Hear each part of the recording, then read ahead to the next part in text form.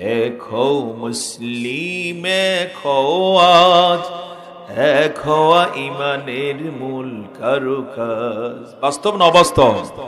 এক হও মুসলিম, এক হও আজ, এক হওয়া ইমানের মূল কারুকাজ। শয়তান চায় না তো ঐক্য গড়ি, হাতে হাত কাঁধে কাঁধ জিহাদ করি। এক হও মুসলিম, এক হও আজ, এক হওয়া ইমানের মূল কারুকাজ। সকলে বলুন আল্লাহুম্মা আমিন। দল মত ধর্ম বর্ণ নির্বিশেষে এগুলোকে আমরা দূরে ঠেলে দিই, আল্লাহর জন্য এক থাকতে পারবো তো ইনশাআল্লাহ? একটু এক থাকুন, দেখবেন জালেমগুলো সোজা হয়ে গেছে। দেখবেন যারা দুষ্ট, যারা নাফরমান, তারা কি হয়ে যাবে? সোজা। আল্লাহুস সামাওয়াতি ওয়াল আরদু বিল হক ইন্না ফি যালিকা লাআয়াতাল লিল মুমিনিন।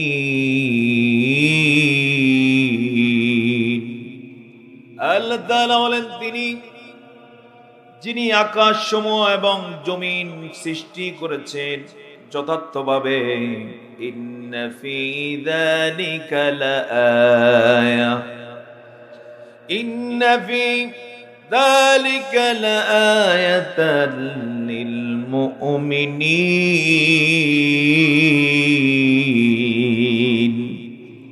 নিশ্চয়ই নিশ্চয়ই এর মাঝে ঈমানদারদের জন্য নিদর্শন আছে। কার কথা? জবান ছেড়ে মহব্বতের সাথে বলুন, কার কথা? বর্তমান যে শতাব্দীটা চলমান রয়েছে, এই শতাব্দীটা হচ্ছে মুসলমানদের বলা চলে চূড়ান্ত পতনের একটা শতাব্দী। এই 2025 সাল শুরু হলো। 25 সালের আমাদের আরব জগতের ফিলিস্তিন নামক দেশের নিউজ হচ্ছে গাজ্জা শহরে 2025 সালে স্কুল কলেজ মাদ্রাসায় পড়ার মতো কোনো শিক্ষার্থী আর বেঁচে নেই, সকলকে মেরে ফেলা হয়েছে। সম্মানিত চরফেশনবাসী, কোরআনের ময়দানে যারাই আসেন, আকাশের নিচে জমিনের উপরে, তারাই মর্যাদাগত দিক থেকে সেরা হয়ে যায়। যারা এই আয়োজন করেন, লোকেরা মনে করতে পারে যে এলাকার তরুণের আয়োজন করেছে, যুবকের আয়োজন করেছে, কিন্তু মর্যাদাগত দিক থেকে তাদের মর্যাদা আকাশচুম্বী হয়ে যায়। মর্যাদা বাড়িয়ে দেন কে? কেন বাড়াবেন? কারণ হচ্ছে কোরআন যার কালাম, তিনি মর্যাদা বাড়িয়ে দেন। তিনি কে? কোরআন কার কালাম? আসতে বলবেন না, কার কালাম? শুরু থেকে শেষ পর্যন্ত কোরআনে যত শব্দ আছে, বাক্য আছে, সব শব্দ এবং বাক্য শুধু একজন মাত্রই বলেছেন। তিনি কে? আল্লাহ সুবহানাহু ওয়া তাআলা। এজন্য যখন কেউ কোরআন তেলাওয়াত করেন, তখন আল্লাহ তাআলা তার সাথে অদৃশ্য থেকে কথা বলতে থাকে, অর্থাৎ তিনি খুশি হয়ে যান। উদাহরণটা এমন দেয়া যেতে পারে, যেমন কোন কবি কবিতা লিখলেন, কবিতা লেখার পরে কবির মন চায় কেউ একজন সেটা যেন পাঠ করে পড়ে। এই কারণে বহু কবি আছেন কবিতা লেখার পরে মানুষকে পড়তে দেয়। কোন কবি যদি এভাবে তার কবিতা কাউকে পড়তে দেখেন, বলেন তো তার আবেগ বাড়ে নাকি কমে? সম্মান সে নিজে বোধ করে নাকি করে না? সম্মান বোধ করে। আবেগ আপ্লুত হয়ে যায় যখন কেউ তার সামনে তার কবিতা পড়ে, অথবা তার অবর্তমানে যদি কেউ কবিতা পড়ে। একজন মানুষ হয়ে, কবি হয়ে তার কবিতা যদি কেউ পড়ে, এমন যদি আবেগ আপ্লুত হতে পারেন, আমার বন্ধুগণ, কোরআনটা কার কালাম? কার কথা?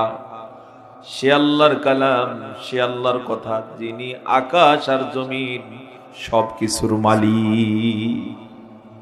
সেই তার কালাম শোনার জন্য যারা আয়োজন করেন, ওই মজলিসে যারা আসেন, ওই ময়দানে যারা একত্রিত হয়ে যান, আল্লাহ তাআলা তাদের সবার প্রতি আবেগ আপ্লুত হয়ে যায়। সুবহানাল্লাহ। এই জন্য আল্লাহ তাআলা তাৎক্ষণিক, তিনি তো সব সময় ব্যস্ত থাকেন। ফি শুগুলিন, তিনি সব সময় কি ব্যস্ত, তার দায়িত্বে নিয়োজিত। এত শত সহস্র লক্ষ কোটি হাজার কোটি কল্পনাতীত তার কাজ।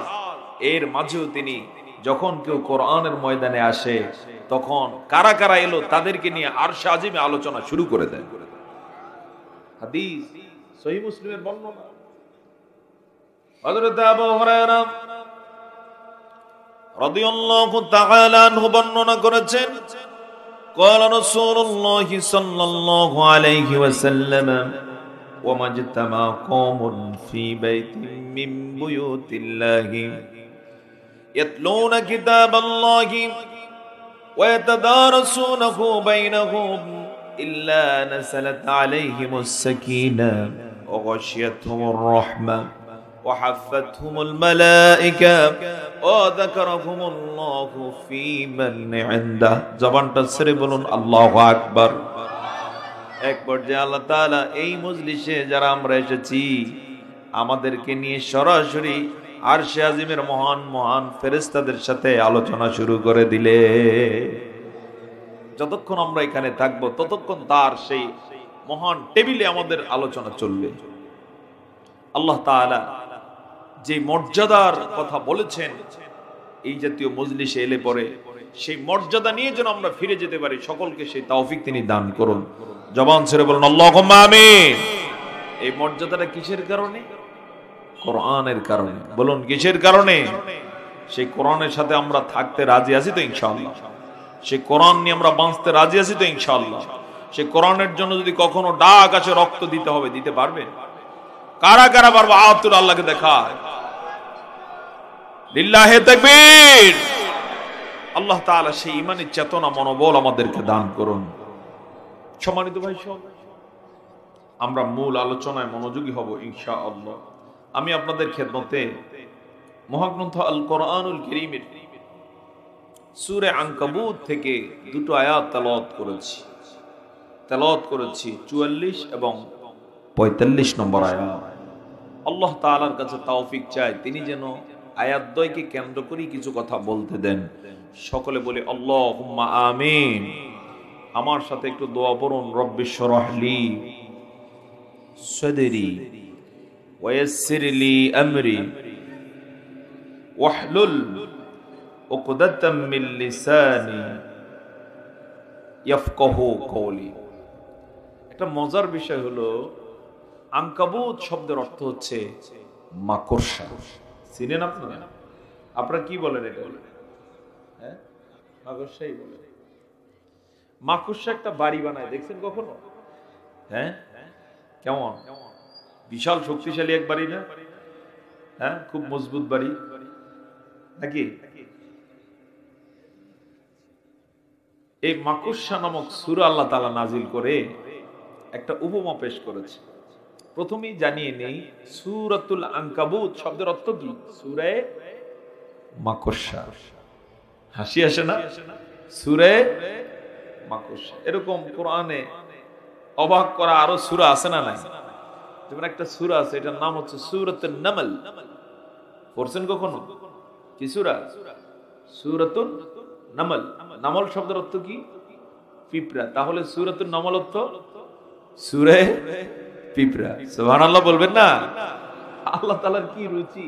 সুবহানাল্লাহ, কি উন্নত রুচি বোধ, তা কি সুন্দর নাম রেখেছেন। শুনলে হাসিও আসে, অবাকও হতে হয়। সূরাতুন নামল। আরেকটা সূরা আছে সূরাতুন নাহল। অর্থ কি?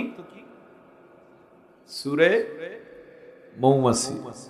সূরা মৌমাছি। এরকম আরো সূরা আছে না নাই? একটা সূরা আছে সূরাতুল বাকারা। অর্থ কি? সূরা গাভী, বলদের বিপরীত যেটা আর কি, সূরা গাভী। একটু ভূমিকা স্বরূপ বলে নি, আল্লাহ তাআলার কোন গোলাম, আল্লাহ তাআলার কোন বান্দা কিবা বাদী মর্যাদাগত দিক থেকে, সম্মানের দিক থেকে সে যদি গাদা মার্কা হয়, গাভী মার্কা হয়, বলদের মতো হয়, এই বলদ মার্কা লোকটাও যদি কোরআনের মজলিসে আসে, কোরআনের সংস্পর্শে আসে, কোরআন শোনার জন্য আসে, কোরআনকে বুঝার জন্য আসে, সেই মানুষটা যখন সূরা ফাতিহা এরপরে সূরা বাকারা, এই ধারাবাহিকতায় সূরা আলে ইমরান, সূরা নিসা, এভাবে পড়তে থাকে পড়তে পড়তে যদি কোরআনের শেষ পর্যন্ত পৌঁছতে পারে, আল্লাহ তাআলা তার জন্য সুযোগ রেখেছেন সেই মানুষটাই বলদ মার্কা হওয়ার পরেও কোরআনের সাথে লেগে থাকার কারণে আকাশের নিচে জমিনের উপরে শ্রেষ্ঠ মানুষে পরিণত হয়ে যায়। পক্ষান্তরে যত জ্ঞানী গুণী প্রভাবশালী শক্তিশালী ধনী জ্ঞানী যত বড় পাওয়ারফুল রাজনীতিবিদ হোক না কেন, সে যদি কোরআনের সংস্পর্শে না আসে, কোরআন যদি না পড়ে, কোরআন যদি বুঝতে না চায়, কোরআন যা বলেছে তা যদি মাথা পেতে মেনে না নেয়, তার মর্যাদা যত বেশি থাক না কেন, সময়ের ব্যবধানে তার পরিচয় হলো সে মূর্খ। কি পরিচয়? মূর্খ, অজ্ঞ, জাহেল। এমন উদাহরণ ইতিহাসে আছে না নাই? কে সে? আবু জাহেল। কি নাম? আবু জাহেল। নাম শুনছেন কখন? এটা কিন্তু তার মূল নাম ছিল না। তার মূল নাম ছিল কি বলেন তো? আবুল হাকাম। আবুল হাকাম, জ্ঞানীদের পিতা। আরব জগতে তার সময় সে সবচেয়ে জ্ঞানী ছিল, শিক্ষিত ছিল, মার্জিত, ভাষা চয়ন, দক্ষতা, প্রভাব, রাজনীতিতে পুক্ত সব ছিল। শুধু কি পড়ে না? হ্যাঁ, কোরআন পড়ে না, কোরআন রিসিভ করে না। এই কারণে আল্লাহ তাআলা তাকে ওই জ্ঞানীর উচ্চ আসন থেকে নিচে নামাতে নামাতে সর্বশেষ তার পরিচয় বিশ্ববাসীর কাছে করে দিয়েছেন। তার নাম কি এখন? আবু জাহেল, অর্থাৎ মূর্খদের পিতা, গণ্ড মূর্খ। আমাদের সমাজে এরকম কিছু লোক বর্তমানে আছে না নাই? আসতে বলবেন না, আছে না নাই?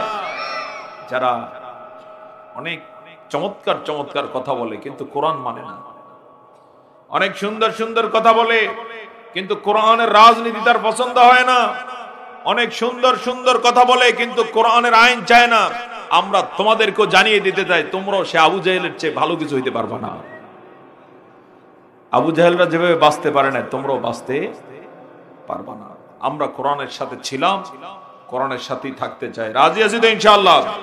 কোরআন নিয়ে বাড়তে চাই, কোরআন নিয়ে মরতে চাই। কথা বলুন, কোরআন নিয়ে বাঁচতে চাই, কোরআন নিয়ে মরতে চাই। বাঁচতে হলে কি নিয়ে বাঁচবো? মরতে হলেও কোরআন নিয়ে, কোরআনের আইন মেনে চলে দুনিয়াকে আমরা আলোকিত করতে চাই। পারবো তো ইনশাআল্লাহ? আল্লাহ কবুল করুন, সকলে বলে আল্লাহুম্মা আমিন। তো সূরাতুল আনকাবুত শব্দের অর্থ কি? সূরা মাকড়সা। আমার বন্ধুগণ, এই মাকড়সা সংক্রান্ত বিষয়ে আল্লাহ তাআলা এই সূরার 41 নম্বর আয়াতে চমৎকার একটা উপমা দিয়েছেন। ও চরফ্যাশনবাসী, ভোলাবাসী, ও দেশবাসী, আল্লাহ তাআলা সে বক্তব্যটা সবার উদ্দেশ্যে আমি স্মরণ করিয়ে দেওয়ার জন্য বলছি। আল্লাহ তাআলা বলেন, মাসালুল্লাযীনা ইত্তাখাযু মিন দুনিল্লাহি আউলিয়া কামাসালিল আনকাবুত اتخذت بيتا وإن أوهن البيوت لبيت العنكبوت لو كانوا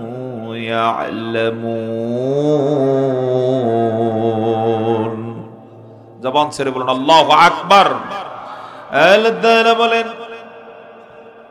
যারা আল্লাহকে ছেড়ে দিয়ে অন্য কাউকে অভিভাবক গ্রহণ করেছে। আমাদের দেশে এমন নেত্রীর খবর আছে না নাই? আল্লাহকে নেতা বানায় নেয়, নেত্রী বানায় নেয়, আল্লাহকে অভিভাবক না বানায়া পার্শ্ববর্তী দেশের উপরে ভরসা করছে। ঘটনা আছে না নাই? অবশ্য সর্বশেষ এলাকায় এই জাতীয় কোনো ঘটনার নিউজ নাই। তাওয়াক্কুল করছে পার্শ্ববর্তী দেশের উপরে। আল্লাহ তাআলা কি সুন্দর উপমা দিচ্ছেন।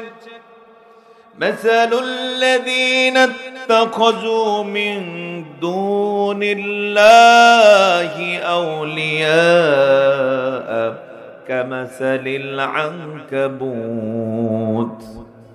যারা আল্লাহকে ছাড়া অন্য কাউকে অভিভাবক বানিয়েছে, নেতা বানিয়েছে, অন্য কারো কাছে ধন্না দেয়, তাদের উদাহরণ হলো মাকড়সার মতো। কার কথা? তো জবান ছেড়ে বলুন কার কথা? আল্লাহ তাআলা এবার বলছেন ইত্তাখাযাত বাইতা, মাকড়সা বাড়ি বানায়, মাকড়সা বাড়ির আশ্রয় গ্রহণ করে, বাড়িটা বানায় তো বানায়, সে মনে করে অনেক শক্ত একটা বাড়ি বানাইছে। বাড়ি বানাতে কখনো দেখছেন কিনা জানি না, আমি দেখেছি। মাকড়সা যখন বাড়ি বানানোর ইচ্ছা করে, কোন গাছের ডাল কিংবা দুই গাছের মাঝে সে জায়গা বেছে নেয়, বানানো যখন শুরু করে, সে তার দৃষ্টিতে সর্বোচ্চ পরিশ্রম করে বাড়ি বানাতে বানাতে যখন বাড়ি বানানোর কাজ শেষ হয়ে যায়, তখন মাঝে চলে এসে কয়েকটা ঝাঁকুনি খায়, খেয়ে সে নিশ্চিত করে যে বাড়িটা শক্ত হয়েছে নাকি নরম। যখন দেখে বাড়ি আর ছিঁড়ে না, সে তখন নিজে নিজে নিজে এই ধারণা লালন করে এর চেয়ে শক্তিশালী কোন বাড়ি আর পৃথিবীতে না। আল্লাহ তাআলা সেই উপমা দিচ্ছেন, ইত্তাখাযাত বাইতা, সে নিজের জন্য ঘর বানায়, বাড়ি বানায়, কিন্তু ওয়া ইন্না আওখানাল বুয়ুতি লাবাইতুল আনকাবুত, অথচ সবচেয়ে দুর্বল বাড়ি হচ্ছে মাকড়সার বাড়ি। কার বাড়ি? মাকড়সার বাড়ি। কত দুর্বল! সারা রাত জুড়ে মাকড়সা বাড়ি বানালো, টেস্ট করার পরে সে মনে করেছে অনেক শক্তিশালী একটি বাড়ি বানাইছে। সকালবেলা যদি আল্লাহর কোন গোলাপ ফজরের নামাজ পড়ার জন্য মসজিদে রওনা দেয়, যাওয়ার সময় মাকড়সার জালটা তার মাথার টুপির সাথে লাগলো। বলেন তো, মাথা শেষ না জাল শেষ? বাড়ি শেষ না টুপি শেষ? বাড়িটা তার ছিন্ন ভিন্ন হয়ে যায়, কিন্তু আল্লাহর গোলামের কোনো খবরও থাকে না। শুধু মনে করে একটু ভিজে ভিজে লাগতেছে। আমার বন্ধুগণ, এই হুমাদি আল্লাহ তাআলা तमाम পৃথিবীর যারা জালেম আছে, নাফরমান আছে, কোরআনের দুশমন আছে, আলেমদের দুশমন যারা আছে, ইসলামের শত্রু যারা আছে, তাদেরকে স্মরণ করে দিয়েছেন, তোরা যত কিছুই দেখাস না কেন, যত ক্ষমতাই তোরা দেখাস না কেন, তোদের সব ক্ষমতা মাকড়সার জালের মতো। আমার গোলামেরা যদি বুকটান করে আমার উপরে তাওয়াক্কুল করে দাঁড়িয়ে যায়, তাদের দাঁড়িয়ে তাকবীরের কাছে তোদের সেই মাকড়সার জালের মতো সব ক্ষমতা ছিন্ন ভিন্ন হয়ে যাবে। আল্লাহু আকবার বলবেন না? এক পর্যায়ে আল্লাহ তাআলা বলেন, লাউ কানু ইয়ালামুন, যদি তারা জানতে পারতো। বেশিরভাগ জালিমি বোঝে না। কথা বলুন ঠিক না? ক্ষমতার শেয়ার যখন পায় মনে করে আর যাবে না বুঝি। তবে যারা জ্ঞানী গুণী, যারা কোরআনের সংস্পর্শে থাকে, তারা কখনো অন্যায় অনৈতিক ক্ষমতা দেখায় না। আল্লাহ তাআলা বুঝার তৌফিক দান করুন। তো এই কারণে এই সূরাটার নাম কি? সূরা আনকাবুত, অর্থ হচ্ছে সূরা মাকড়সা। আমি এই সূরা থেকে দুটো আয়াত তেলাওয়াত করেছি, মূল আলোচনায় আপনাদেরকে নিয়ে যাব ইনশাআল্লাহ। তার আগে আপডেট কিছু তথ্য আপনাদের কাছে শেয়ার করে নিই। সম্মানিত ভাই সব, বর্তমান যে শতাব্দীটা চলমান রয়েছে, এই শতাব্দীটা হচ্ছে মুসলমানদের বলা চলে চূড়ান্ত পতনের একটা শতাব্দী। এই 2025 সাল শুরু হলো। 25 সালের আমাদের আরব জগতের ফিলিস্তিন নামক দেশের নিউজ হচ্ছে গাজ্জা শহরে 2025 সালে স্কুল, কলেজ, মাদ্রাসায় পড়ার মতো কোনো শিক্ষার্থী আর বেঁচে নেই, সকলকে মেরে ফেলা হয়েছে। ইন্না লিল্লাহ বলবেন না? আমাদের চরফেশনে পড়ার মতো শিক্ষার্থী আছে না নাই? চরফেশন হচ্ছে একটা মাত্র উপজেলা, জেলাও নয়। আল্লাহর রহমতে আমাদের জেলায় শিক্ষার্থী আছে না নাই? সেখানে একটা উপজেলা নয়, একটা জেলা নয়। ফিলিস্তিনের সে গাজ্জা বিশাল এক শহর, রাজধানী। ফিলিস্তিনের বলা চলে হামাসের রাজধানী কি? গাজ্জা। সেই গাজ্জার শিক্ষা মন্ত্রণালয় তাদের ওয়েবসাইটে নিউজ লিখে দিয়েছে আফসোসের সাথে যে 2025 সালে পড়াশোনা করার মতো কোনো শিক্ষার্থী আর বেঁচে নাই, সকলকে মেরে ফেলা হয়েছে। ইহুদিরা সকলকে হত্যা করেছে। ইন্না লিল্লাহ পড়ব না? নতুন করে তাদের যে রাষ্ট্রপতি হতে চলছে, কি নাম তার, আমেরিকার যে নতুন রাষ্ট্রপতি ডোনাল্ড ট্রাম্প, সে ঘোষণা দিয়েছে গাজ্জাকে সে জ্বালিয়ে সারখার করে দিবে। নাউজুবিল্লাহ বলবেন না? ঘোষণা দেওয়ার অল্প সময়ের ব্যবধানে আমরা দেখতে পেলাম তাদের বিশাল এক শহর লস অ্যাঞ্জেলেস, সেই শহরে ভয়ঙ্করভাবে আগুন লেগে গেছে, এখনো থামাইতে পারে না। আল্লাহু আকবার বলবো না?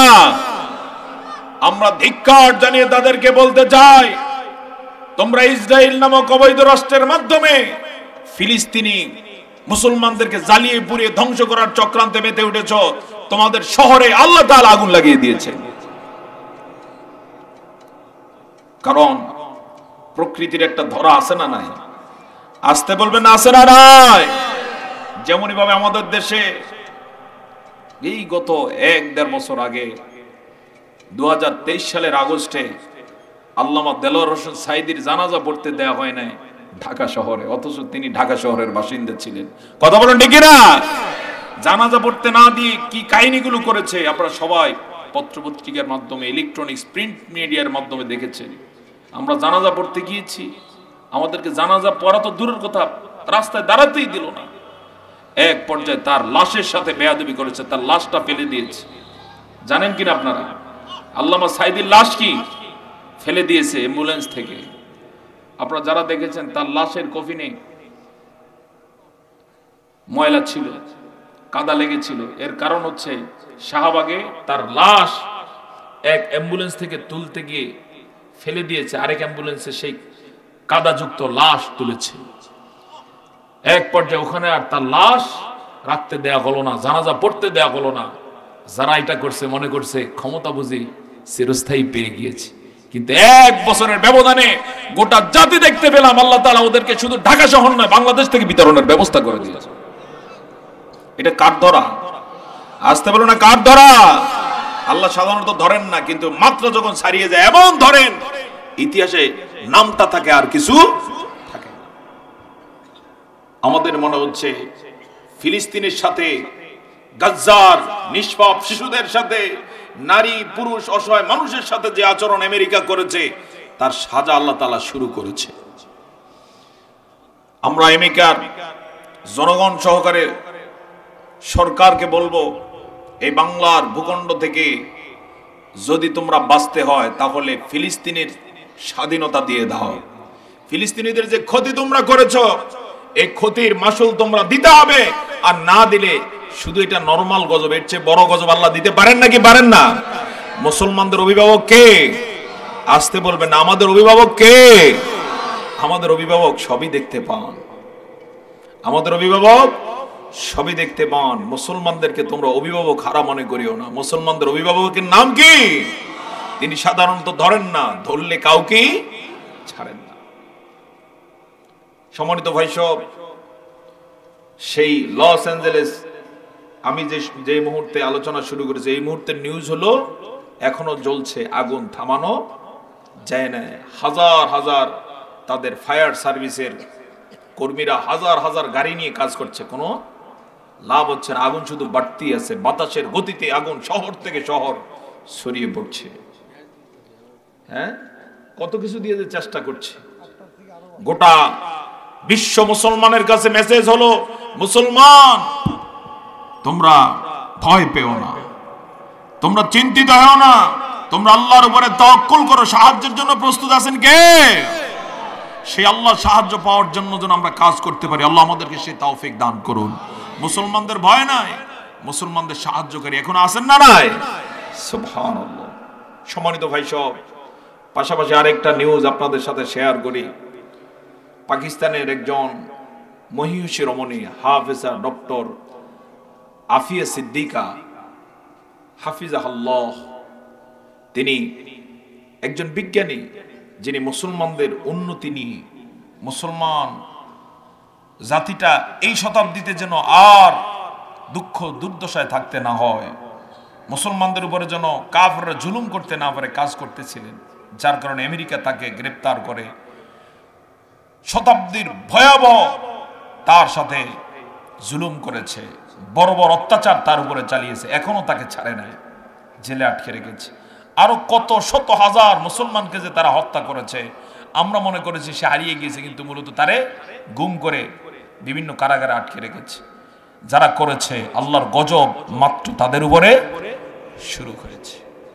এই গজব থেকে তাদের যদি বাঁচতে হয়, মুসলমানদের সাথে যে অন্যায় করেছে তার থেকে তওবা ছাড়া বিকল্প নাই। আর সেখান থেকে আমাদের করণীয় কি? এই করণীয় বিষয়ে আমি শুধু এতটুকু বলবো, আমাদের অন্যতম করণীয় হচ্ছে আমরা এক হয়ে যেতে হবে। আমরা এক হতে রাজি আছি কিনা? ইনশাআল্লাহ আমরা দল মত ধর্ম বর্ণ নির্বিশেষে এক হওয়া দরকার। কারা কারা রাজি? হাত তুলে আল্লাহকে দেখান। লিল্লাহে তাকবীর, লিল্লাহে তাকবীর। আল্লাহ তাআলা আমাদেরকে আল্লাহর জন্য এক হওয়ার তৌফিক দান করুন। সকল বলে আল্লাহুম্মা আমিন। এক হও মুসলিম, এক হও আজ, এক হওয়া ইমানের মূল কারুকাজ। বাস্তব না অবাস্তব? এক হও মুসলিম, এক হও আজ, এক হওয়া ইমানের মূল কারুকাজ। শয়তান চায় না তো ঐক্য গড়ি, হাতে হাত কাঁধে কাঁধ জিহাদ করি। এক হও মুসলিম, এক হও আজ, এক হওয়া ইমানের মূল কারুকাজ। সকলে বলুন আল্লাহুম্মা আমিন। দল মত ধর্ম বর্ণ নির্বিশেষে এগুলোকে আমরা দূরে ঠেলে দিই, আল্লাহর জন্য এক থাকতে পারবো তো ইনশাআল্লাহ? একটু এক থাকুন, দেখবেন জালেমগুলো সোজা হয়ে গেছে। দেখবেন যারা দুষ্ট, যারা নাফরমান, তারা কি হয়ে যাবে? সোজা হয়ে যাবে। আল্লাহ তাআলা বিশ্বের মুসলমানদেরকে এক হওয়ার তৌফিক দান করুন। এতটুকু বলি, আমরা মূল আলোচনায় মনোযোগী হতে চাই। আমার সাথে বলুন আউযু বিল্লাহি মিনাশ শাইতানির রাজীম।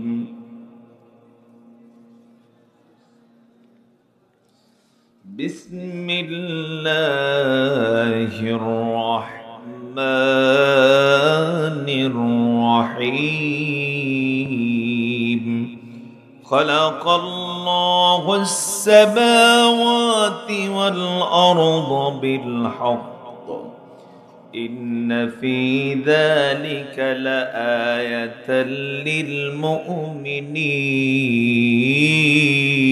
للمؤمنين।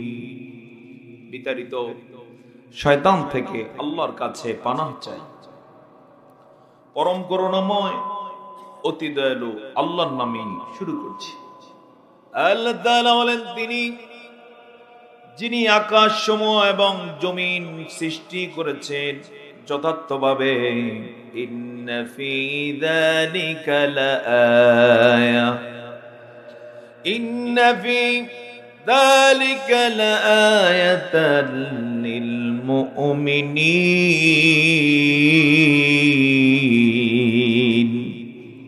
নিশ্চয়ই নিশ্চয়ই এর মাঝে ইমানদারদের জন্য নিদর্শন আছে। কার কথা?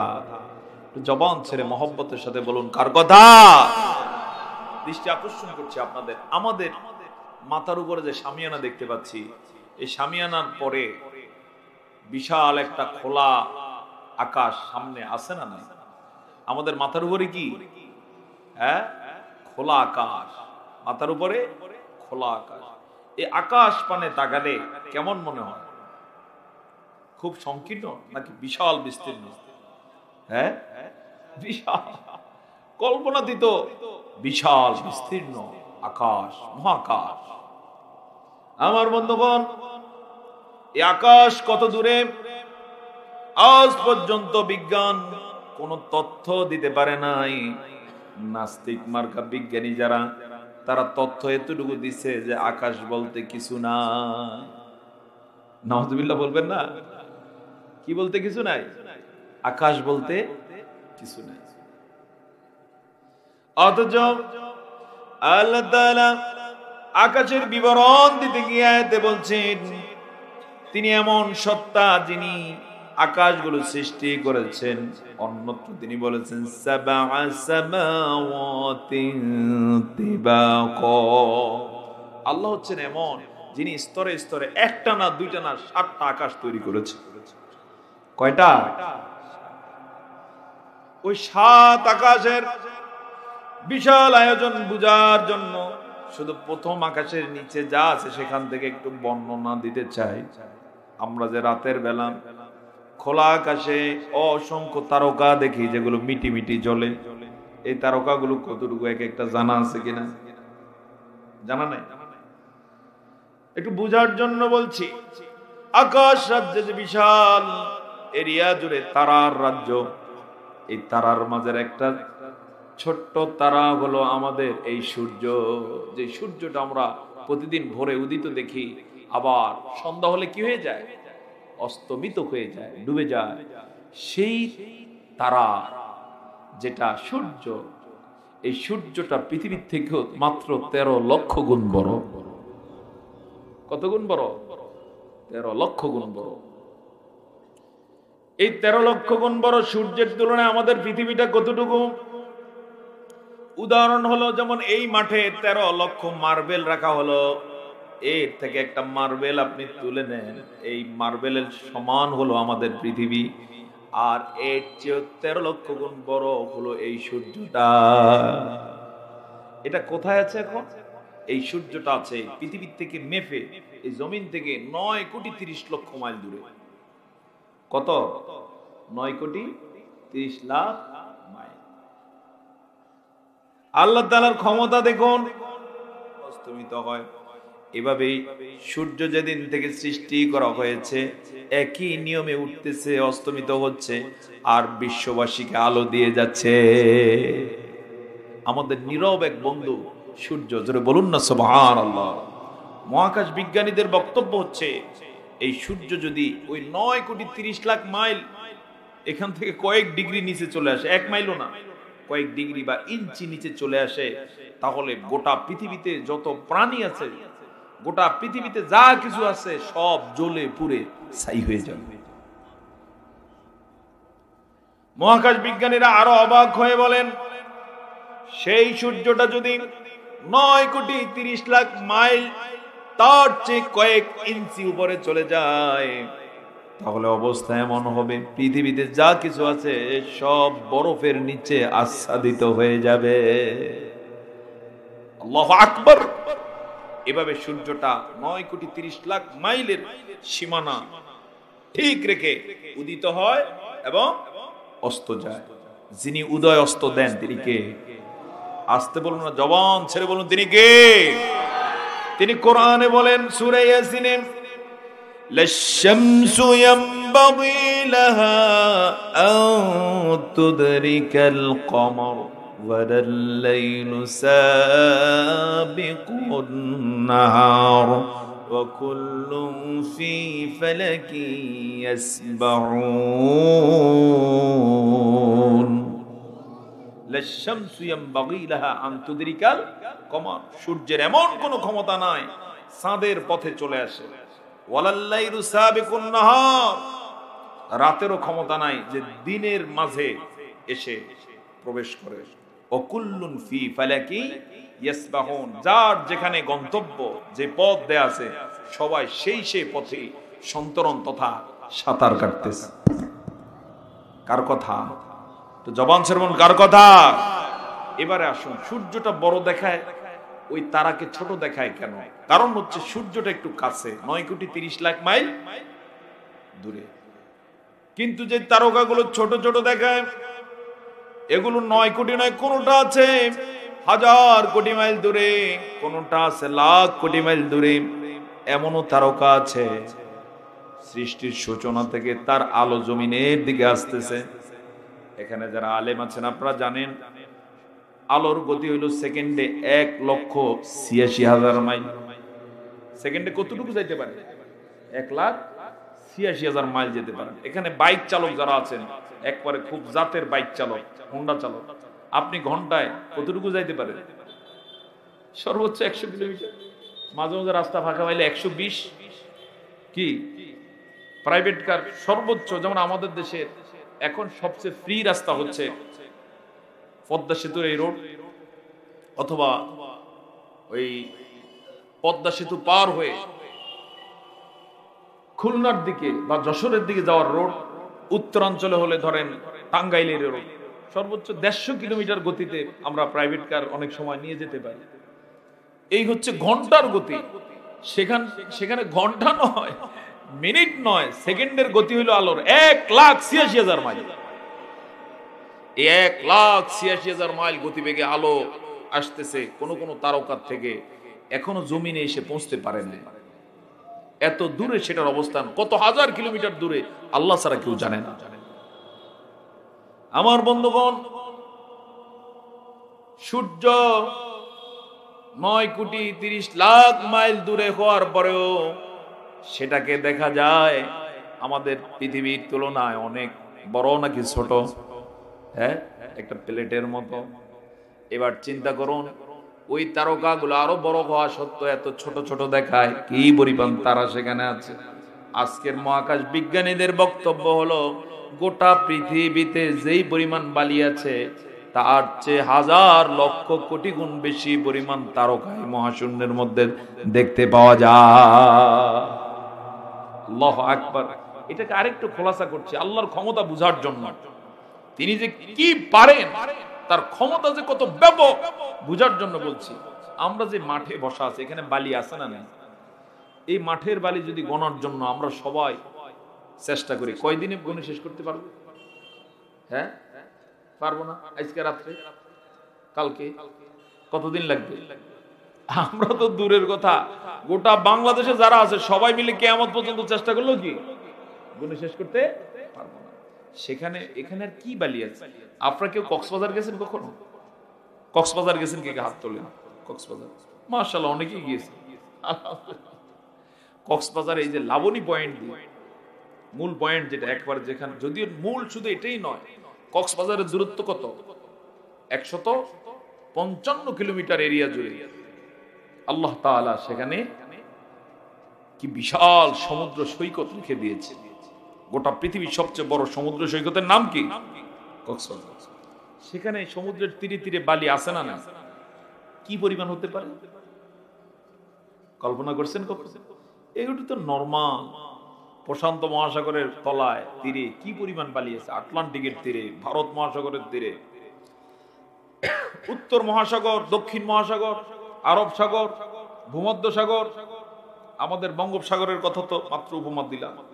এবার সাগর মহাসাগর গুলোতে বিশাল বিশাল মাঠে, রাস্তার ধারে ধারে কি পরিমাণ বালি আছে কল্পনাও করা যাবে না। মহাকাশ বিজ্ঞানীরা বলেন, যেই পরিমাণ বালি সমগ্র পৃথিবীতে আছে, এর চেয়ে বেশি পরিমাণ গ্রহ নক্ষত্র এই মহাশূন্যের মধ্যে দেখতে পাওয়া যায়, যার এক একটা হচ্ছে সূর্যের চেয়ে কোটি কোটি গুণ।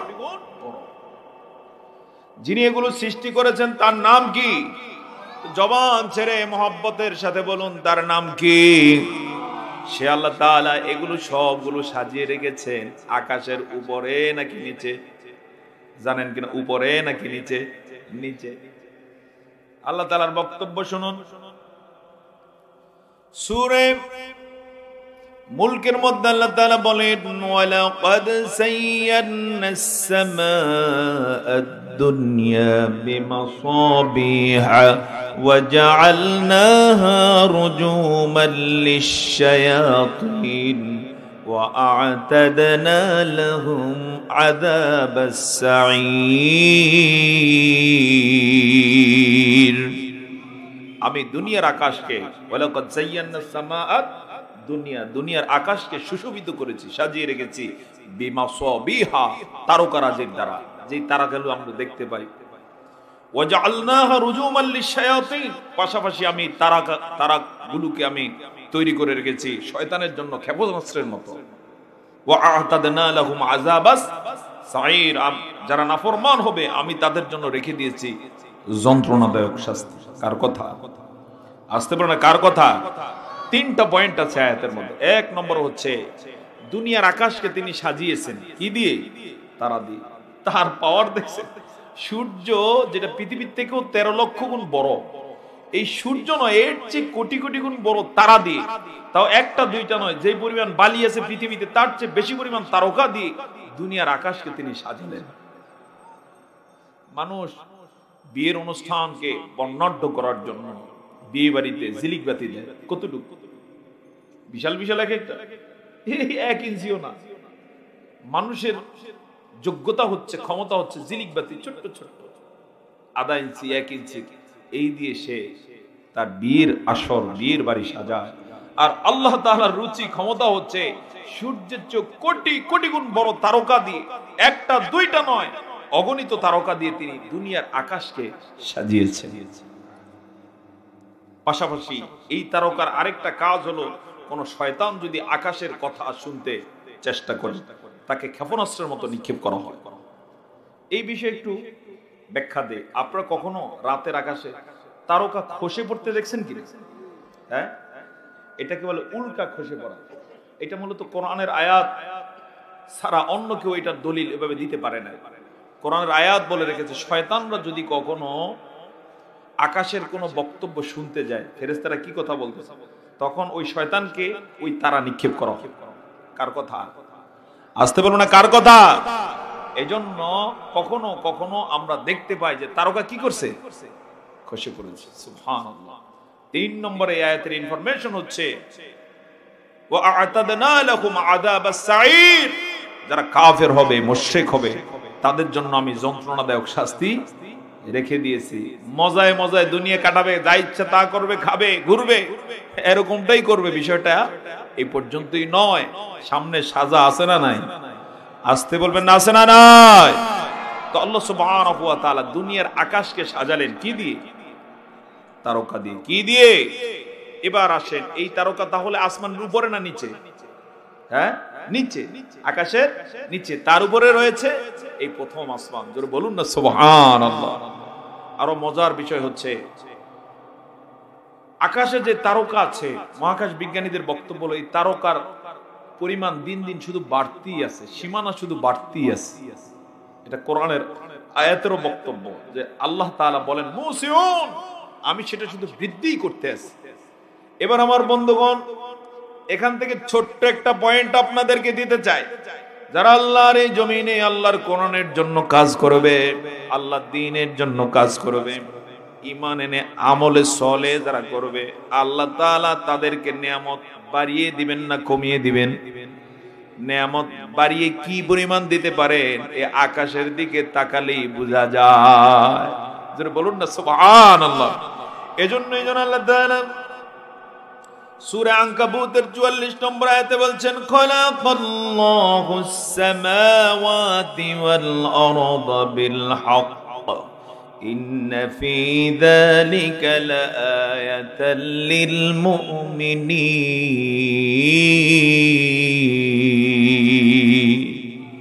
তিনি 7 আকাশ এবং জমিন সৃষ্টি করেছেন সত্য সহকারে, এতে ঈমানদারদের জন্য নিদর্শন রয়েছে। ঈমানদার যেন এই দৃশ্য দেখে আত্মতৃপ্তি নিয়ে শুধু ইবাদত করতে থাকে যে তাকে আল্লাহ কি দিবেন, এতে কোনো সন্দেহ।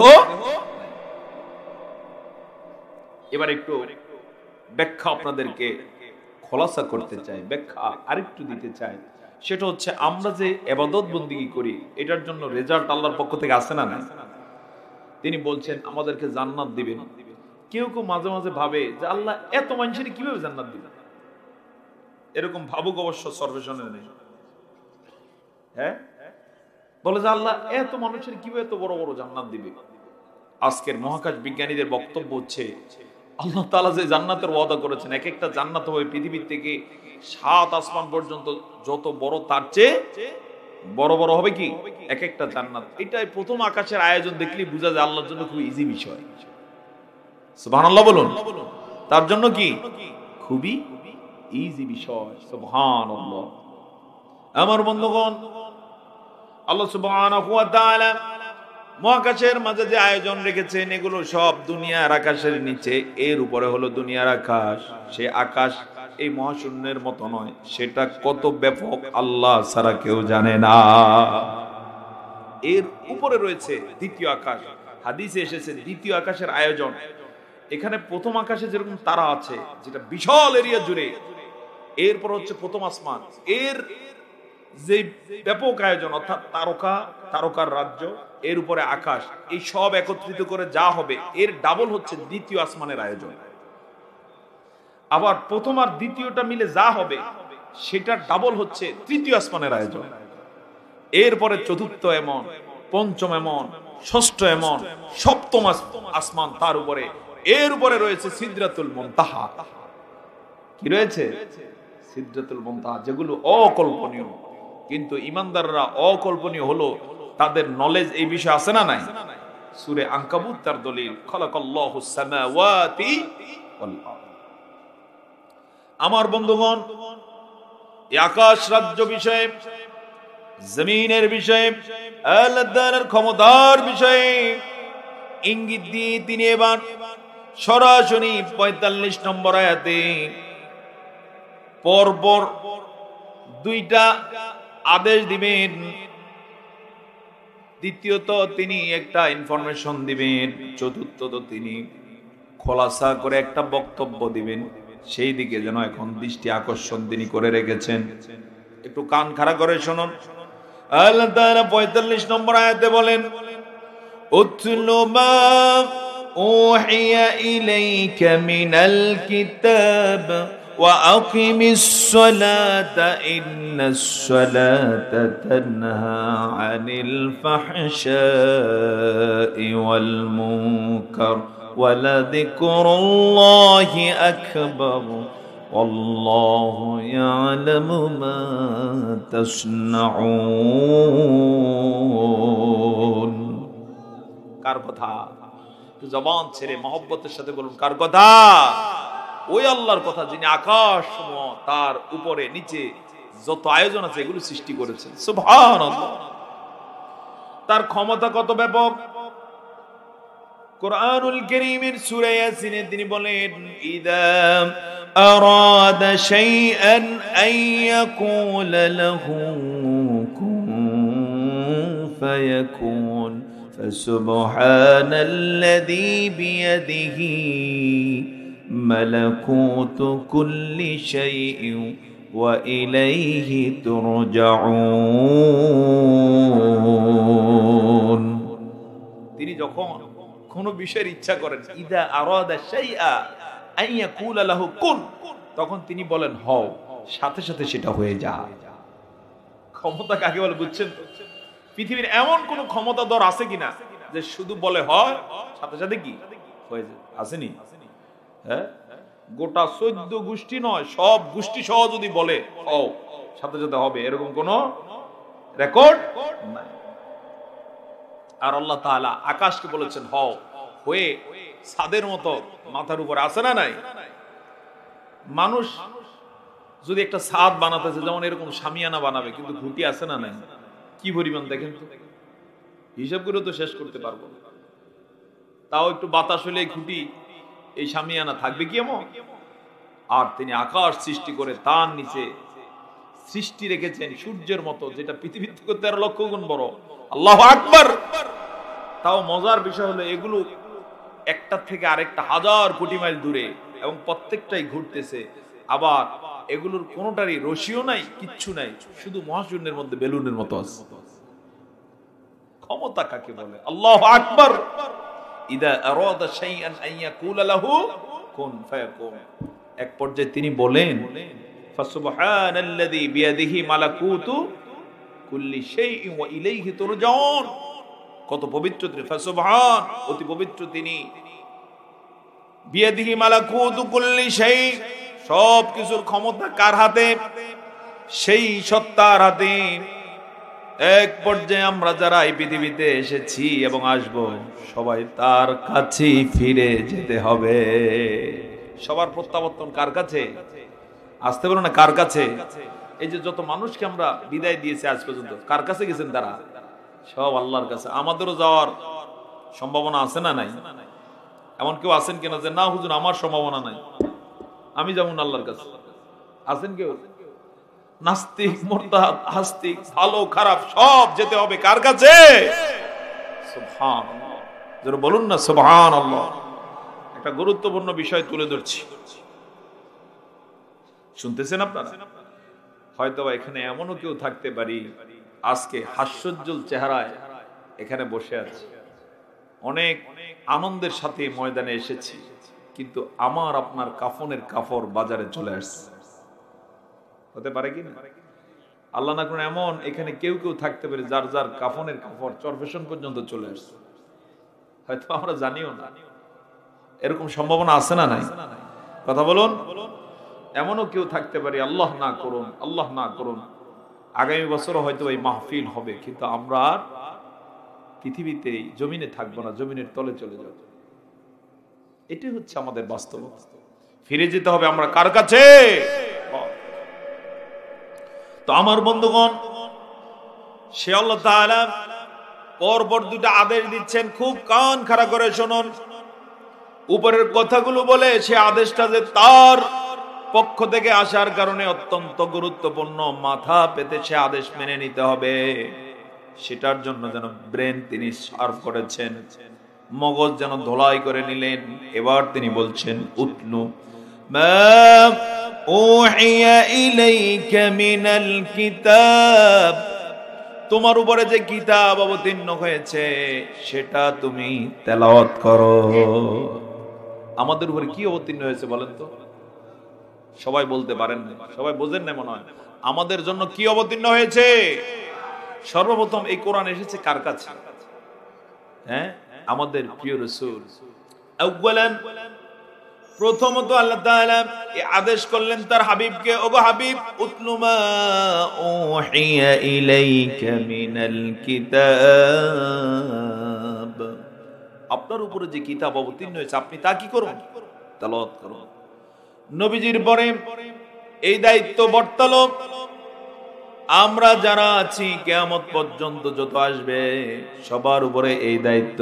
কোরআন কি করতে হবে? কি করতে হবে? তেলাওয়াত করতে হবে। মুসলমান কেউ যদি দাবি করে কোরআন তেলাওয়াতের বিকল্প না।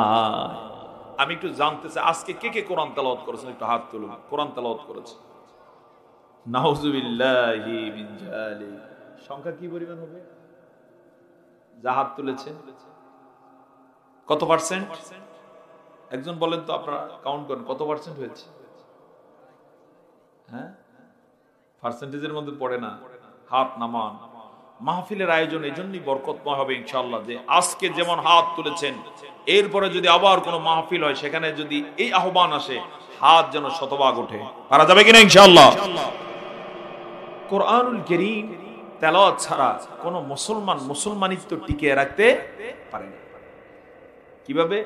কারণ প্রতিদিন প্রত্যেক মুসলমানের উপরে 5 ওয়াক্ত সালাত আল্লাহ কি করেছেন? ফরজ করেছেন। নামাজ পড়তে হলে, সালাত পড়তে কি দরকার? হ্যাঁ, কোরআন দরকার আছে না নাই?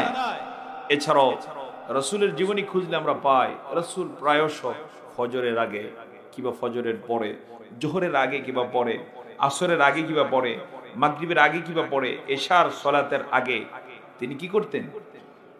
হ্যাঁ, কোরআন তেলাওয়াত করতেন। সুবহানাল্লাহ বলবো না? কি করতেন? কোরআন তেলাওয়াত করতেন। তো আমার বন্ধুগণ, আল্লাহ তাআলার আদেশ হলো তুমি কোরআন তেলাওয়াত করো। ও চরপেশনবাসী, কোরআন তেলাওয়াতের 3টা হক আছে। কয়টা? 1 নম্বরে সেই তেলাওয়াত হতে হবে বিশুদ্ধ। কি হতে হবে?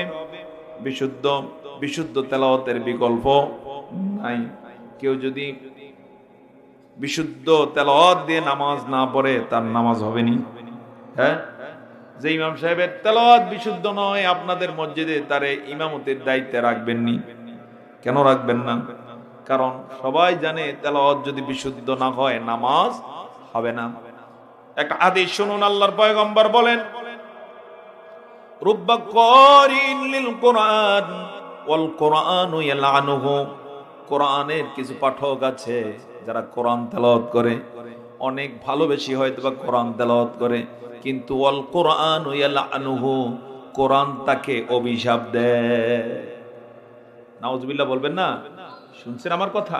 কিছু কোরআনের পাঠক আছে, তেলাওয়াতকারী আছে, সে কোরআন তেলাওয়াত করে আর কোরআন তাকে কি দেয়? অভিশাপ দেয়। কেন? কারণ কোরআনটা সে কি করছে? ভুল পড়ছে। সেখানে মাদ গুন্না মাখরাজ ঠিক মতো উচ্চারিত হয় না, যার কারণে কোরআন কষ্ট পায়। বক্তব্য একরকম, কিন্তু ভুল বললে বক্তব্য কি হয়ে যায়? উল্টে যায়। এজন্য কোরআন তখন তাকে কি দেয়? অভিশাপ দেয়। কোরআন তেলাওয়াতের জন্য হক হচ্ছে কিভাবে তেলাওয়াত করতে হবে, বিশুদ্ধ তেলাওয়াত করতে হবে। আমি আপনাদের উদ্দেশ্যে দৃষ্টি আকর্ষণই দেব, যাদের তেলাওয়াত বিশুদ্ধ রয়েছে অভিনন্দন। আপনার সাথের যে ভাইয়ের তেলাওয়াত বিশুদ্ধ নয়, তাকে একটু বিশুদ্ধ করে দেওয়ার জন্য চেষ্টা করবেন। পারা যাবে কিনা ইনশাআল্লাহ? যারা জানেন যে আপনার তেলাওয়াত বিশুদ্ধ নয়, প্রমাণ কি? যদি তেলাওয়াত বিশুদ্ধ হয়ে থাকে, আপনি অবশ্যই ইমামতির যোগ্যতা অর্জন করবেন, কারণ ইমামতি তারাই করেন তাদের তেলাওয়াত কি বিশুদ্ধ। তো এই যোগ্যতা নাই মানে হচ্ছে আপনার তেলাওয়াত কি নাই, বিশুদ্ধ নাই। অবশ্য কেউ আবার এই ক্ষেত্রে একেবারে তেলাওয়াত বিশুদ্ধ এটা প্রমাণ দিতে গিয়ে ইমামের সেই জায়গায় দাঁড়ায়ও যেতে পারেন ক্ষমতা দেখে, কিন্তু এই জাতীয় ক্ষমতা দেখে লাভ নাই যদি তেলাওয়াত বিশুদ্ধ না হয়। কোরআন তেলাওয়াত বিশুদ্ধ করতে হবে। রাজি আছে কিনা ইনশাআল্লাহ? কোরআন তেলাওয়াত বিশুদ্ধ করা সহজ না জটিল? খুব সহজ, খুবই সহজ। কোরআনের শুরু থেকে শেষ অবধি মাত্র 19টা অক্ষর। কয় অক্ষর? কয় অক্ষর? 29। এই 29টা অক্ষর যদি আপনি, ওই যে 17টা মাখরাজ আছে, এই মাখরাজ হয়তো এক বৈঠক আপনি শেষ করতে পারবেন কোনটার মাখরাজ কোথা থেকে। এই 17টা মাখরাজকে সামনে রেখে 29টা অক্ষর যদি পড়ে আপনি তেলাওয়াত আগেও শিখছেন, এখন যদি একটু চর্চা করে দেখবেন 2-1 দিনের মাঝে আল্লাহ অনেক ব্যাপক পরিবর্তন করে দিয়েছে। সুবহানাল্লাহ। কিন্তু দুঃখজনক হলেও সত্য, অনেকেই এই বিষয়ে যথেষ্ট গাফেল। অবশ্য চরভাষণের মানুষ এত গাফেল না। কি বলেন? এক্ষেত্রে আমি বিনয়ের সাথে বলে যাব, তেলাওয়াতকে বিশুদ্ধ করতে হবে, যে কোনো ভাবে হোক। তেলাওয়াত বিশুদ্ধ করার জন্য যে ফর্মুলা বললাম এটা তো আছে, পাশাপাশি বর্তমানে আরো সহজ, আপনি অনলাইনে কোরআন তেলাওয়াত করা এবং শোনার সুযোগ আছে, নাকি নাই? যার তেলাওয়াতটা বিশুদ্ধ মনে হবে, শ্রুতি মধুর মনে হবে, আপনি কাবার ইমাম সাহেবের তেলাওয়াত শোনার সুযোগ আছে না নাই? অনলাইনে ঢুকুন, কয়েকবার শুনুন, চর্চা করুন, বিশুদ্ধ হয়ে যাবে। সুবহানাল্লাহ। আর আরো সহজ ফর্মুলা হলো, আপনাদের যে ইমাম সাহেব রয়েছেন মসজিদে, ফজরের পরে মাগরিবের পরে একটু বিনয়ের সাথে বলুন, হুজুর আমার একটু মাস্ক করায় দেন, আমি তেলাওয়াতটা কি করতে চাই, বিশুদ্ধ করতে চাই। এভাবে যে ব্যক্তি বিশুদ্ধ তেলাওয়াতের জন্য লেগে যাবে, আল্লাহ না করুন তেলাওয়াত বিশুদ্ধ না করতে পারলো, চেষ্টার কারণে আল্লাহ তাকে মাফ করে দিবে। কিন্তু আল্লাহ না করুন যদি ইচ্ছাকৃত ভুল পড়তে থাকে, তাহলে অভিশাপ আছে না নাই? কোরআন তাকে কি দিবে? অভিশাপ দিবে। আমরা কেউ কি অভিশাপ পেতে চাই? আল্লাহ আমাদেরকে মাফ করুন, সকল বলে আল্লাহুম্মা আমিন। এটা হচ্ছে তেলাওয়াতের কয় নম্বর হক? 1। আমার বন্ধুগণ, তেলাওয়াতের 2 নম্বরের হক হলো, কোরআনে আল্লাহ তাআলা যা বলেছেন সেটা বুঝে বুঝে পড়তে চেষ্টা করা। এই যে আমি পড়ছি, উতলু মা উহিয়া ইলাইকা মিনাল কিতাব, কিতাবের যা অবতীর্ণ হয়েছে সেটা তুমি তেলাওয়াত করো। এটা এই যে মাহফিলের আয়োজন, আলহামদুলিল্লাহ বুঝে কোরআন অনুধাবনের আয়োজন, এবং এই কারণে এই মাহফিলগুলোতে আসলে পরিবর্তন আসে না নাই? আসতে বলুন, আসে না নাই? কোথাও যদি তাফসিরে কেউ আসেন, তাফসিরের আয়োজনে, তাহলে কিছু পরিবর্তন হয় নাকি হয় না? ইনশাআল্লাহ আশা করছি এখানেও হবে। জোরে বলে ইনশাআল্লাহ। এটা হচ্ছে কোরআনের তাসীর। তো কোরআনের যা আপনি পড়বেন চেষ্টা করতে হবে বুঝে পড়ার জন্য। বুঝে যদি কেউ কোরআন পড়তে পারে, পরিবর্তনের সম্ভাবনা আছে না না? এই সমাজকে, এই দেশকে, পৃথিবীকে আল্লাহ তাআলা পরিবর্তন করার জন্য, এই পৃথিবীকে সুন্দর, ইনসাফ, ন্যায় নিশ্চিত করার জন্যই কোরআন তিনি নাজিল করেছেন। সর্বশেষে তিনি বলেন, তোমাদেরকে আমি জাহান্নাম থেকে মুক্তি দিয়ে জান্নাতের রাজপথ দেখিয়ে দেওয়ার জন্য আল কোরআন নাজিল করেছি। সুবহানাল্লাহ বলুন। আল্লাহ তাআলা এভাবে বলেন, আলিফ লাম রা কিতাবুন আনসালনাহু ইলাইকা লিতুখরিজান নাস মিনাজ যুলুমাতি ইলান নূর। সুবহানাল্লাহ। একটু জিকির করি, লা ইলাহা ইল্লাল্লাহ। সাউন্ডটা আবার একটু বাড়িয়ে দিতে হবে, সাউন্ডটা আবার একটু ক্লিয়ার করতে হবে।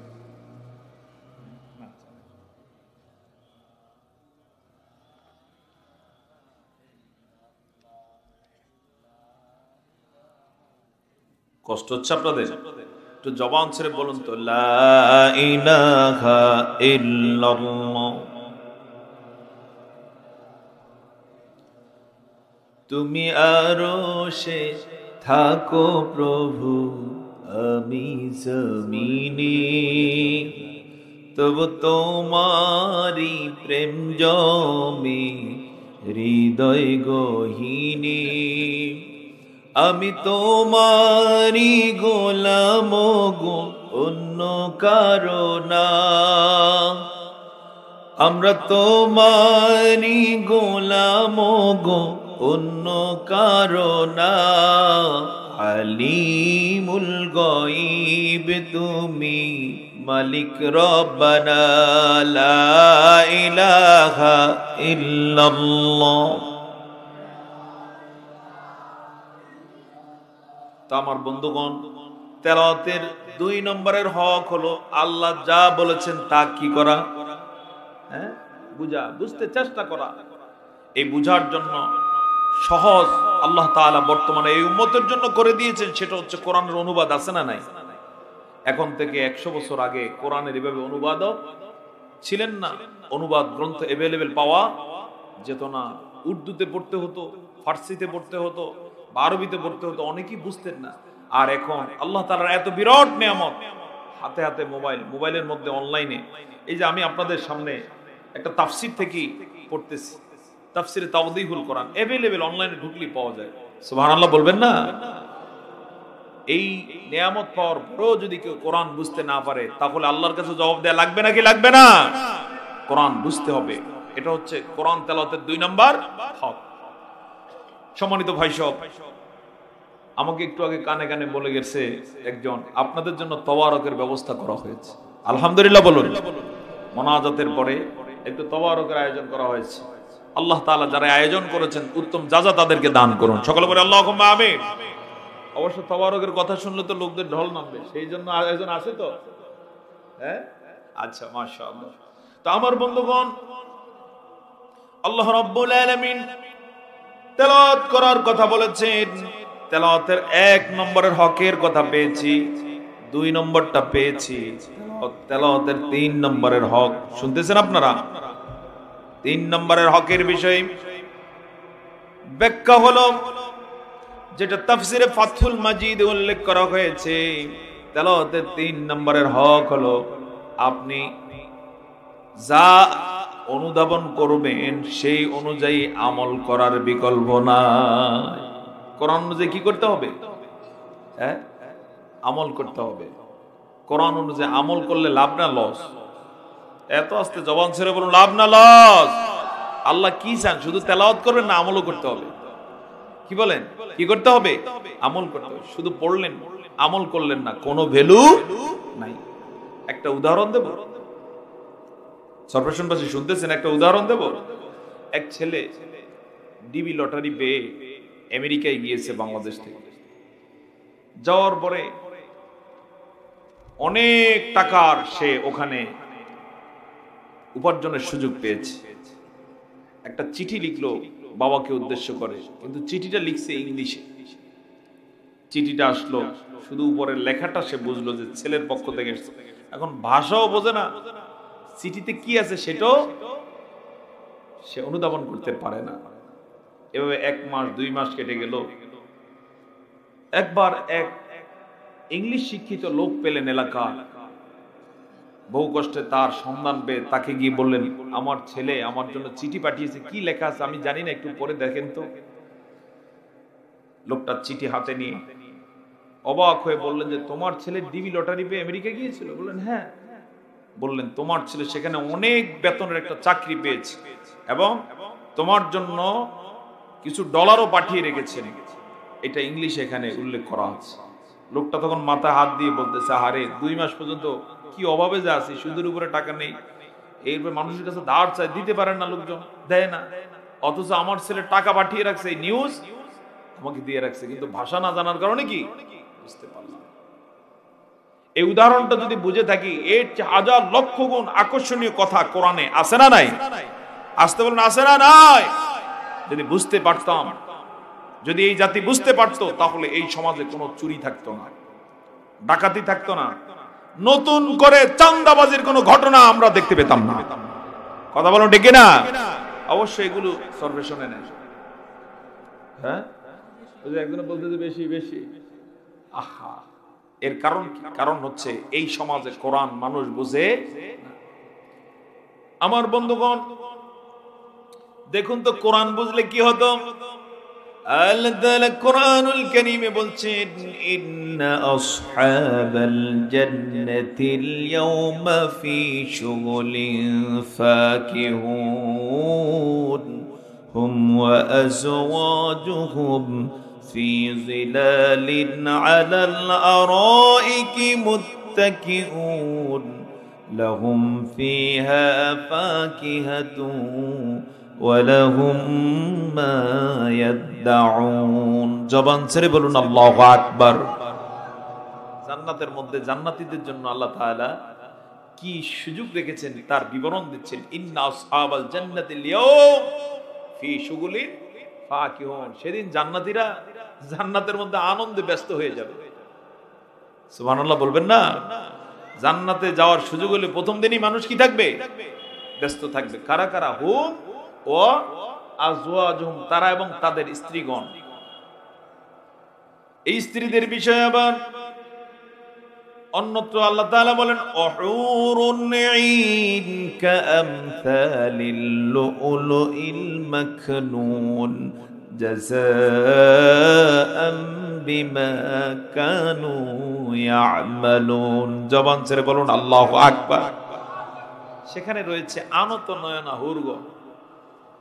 হাদিসে এসেছে জান্নাতের হুরেরা এত সুন্দর সুন্দরী হবেন, দুনিয়ার আকাশ ফুটো করে যদি কোন জান্নাতি হুর পৃথিবীর দিকে কোনোদিন তাকায়, সাথে সাথে তার চোখের মধ্যে যেই সৌন্দর্য আছে ওই সৌন্দর্যের কারণে আকাশ জমিন সব আলোকিত হয়ে যাবে। তারা এত সৌন্দর্য আল্লাহ তাআলার পক্ষ থেকে লাভ করেছেন যে তাদের শরীরের উপরে 70 স্তর বিশিষ্ট পোশাক মোড়ানোর পরেও 70টা স্তর বিশিষ্ট, ধরেন আপনার আমার গায়ে যে শীতের দিনে কয় স্তর বিশিষ্ট পোশাক আছে একটু হিসাব করুন। হয়তো একটা চাদর আছে, তার নিচে একটা জামা আছে, তার নিচে হয়তো একটা শীতের পোশাক পরছেন, তার নিচে একটা গেঞ্জি, 3-4টার বেশি না। এই 3-4টার উপর দিয়ে কিছু আমরা দেখা যায়? আর জান্নাতি হুরেরা এত সুন্দরী, 70টা স্তর বিশিষ্ট পোশাক থাকবে গায়ে, এর পরেও তাদের চামড়া দেখা যাবে। শুধু চামড়া নয়, চামড়ার নিচে সাদা চামড়া, তার নিচে মাংস, তার মধ্যে হাড়, হাড়ের মধ্যে যে মজ্জা, মজ্জা কিভাবে চলতেছে এটা পর্যন্ত দেখা যায়। এই কথাগুলো কোরআনে হাদিসে আছে না নাই? এত কথা থাকার পরেও বহু পাবলিক এমন আছে পরক্রিয়ার সাথে জড়িত। ঘটনা আছে না নাই? করোনারির দিকে তাকায়, চরিত্রহীন লম্পট, স্কুল কলেজে পড়াশোনা করতে গিয়ে অবৈধ প্রেম করে বাবা মায়ের কথাও শোনে না, পর পুরুষের সাথে বেগে যায়। এরকম ঘটনা অবশ্য ভোলাতে সর্বেশনে নাই, আছে? নাউজুবিল্লাহ। জবান ছেড়ে বলো নাউজুবিল্লাহ। একটু দরুদ শরীফ পড়ি, আল্লাহুম্মা সাল্লি আলা। মাশাআল্লাহ।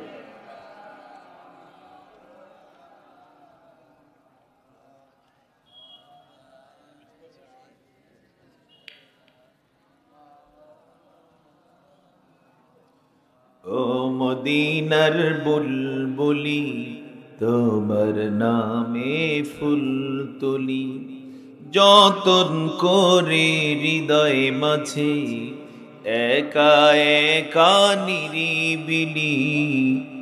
ও মদিনার বুলবুলি, তোমার নামে ফুল তুলি। আল্লাহুম্মা সাল্লি আলা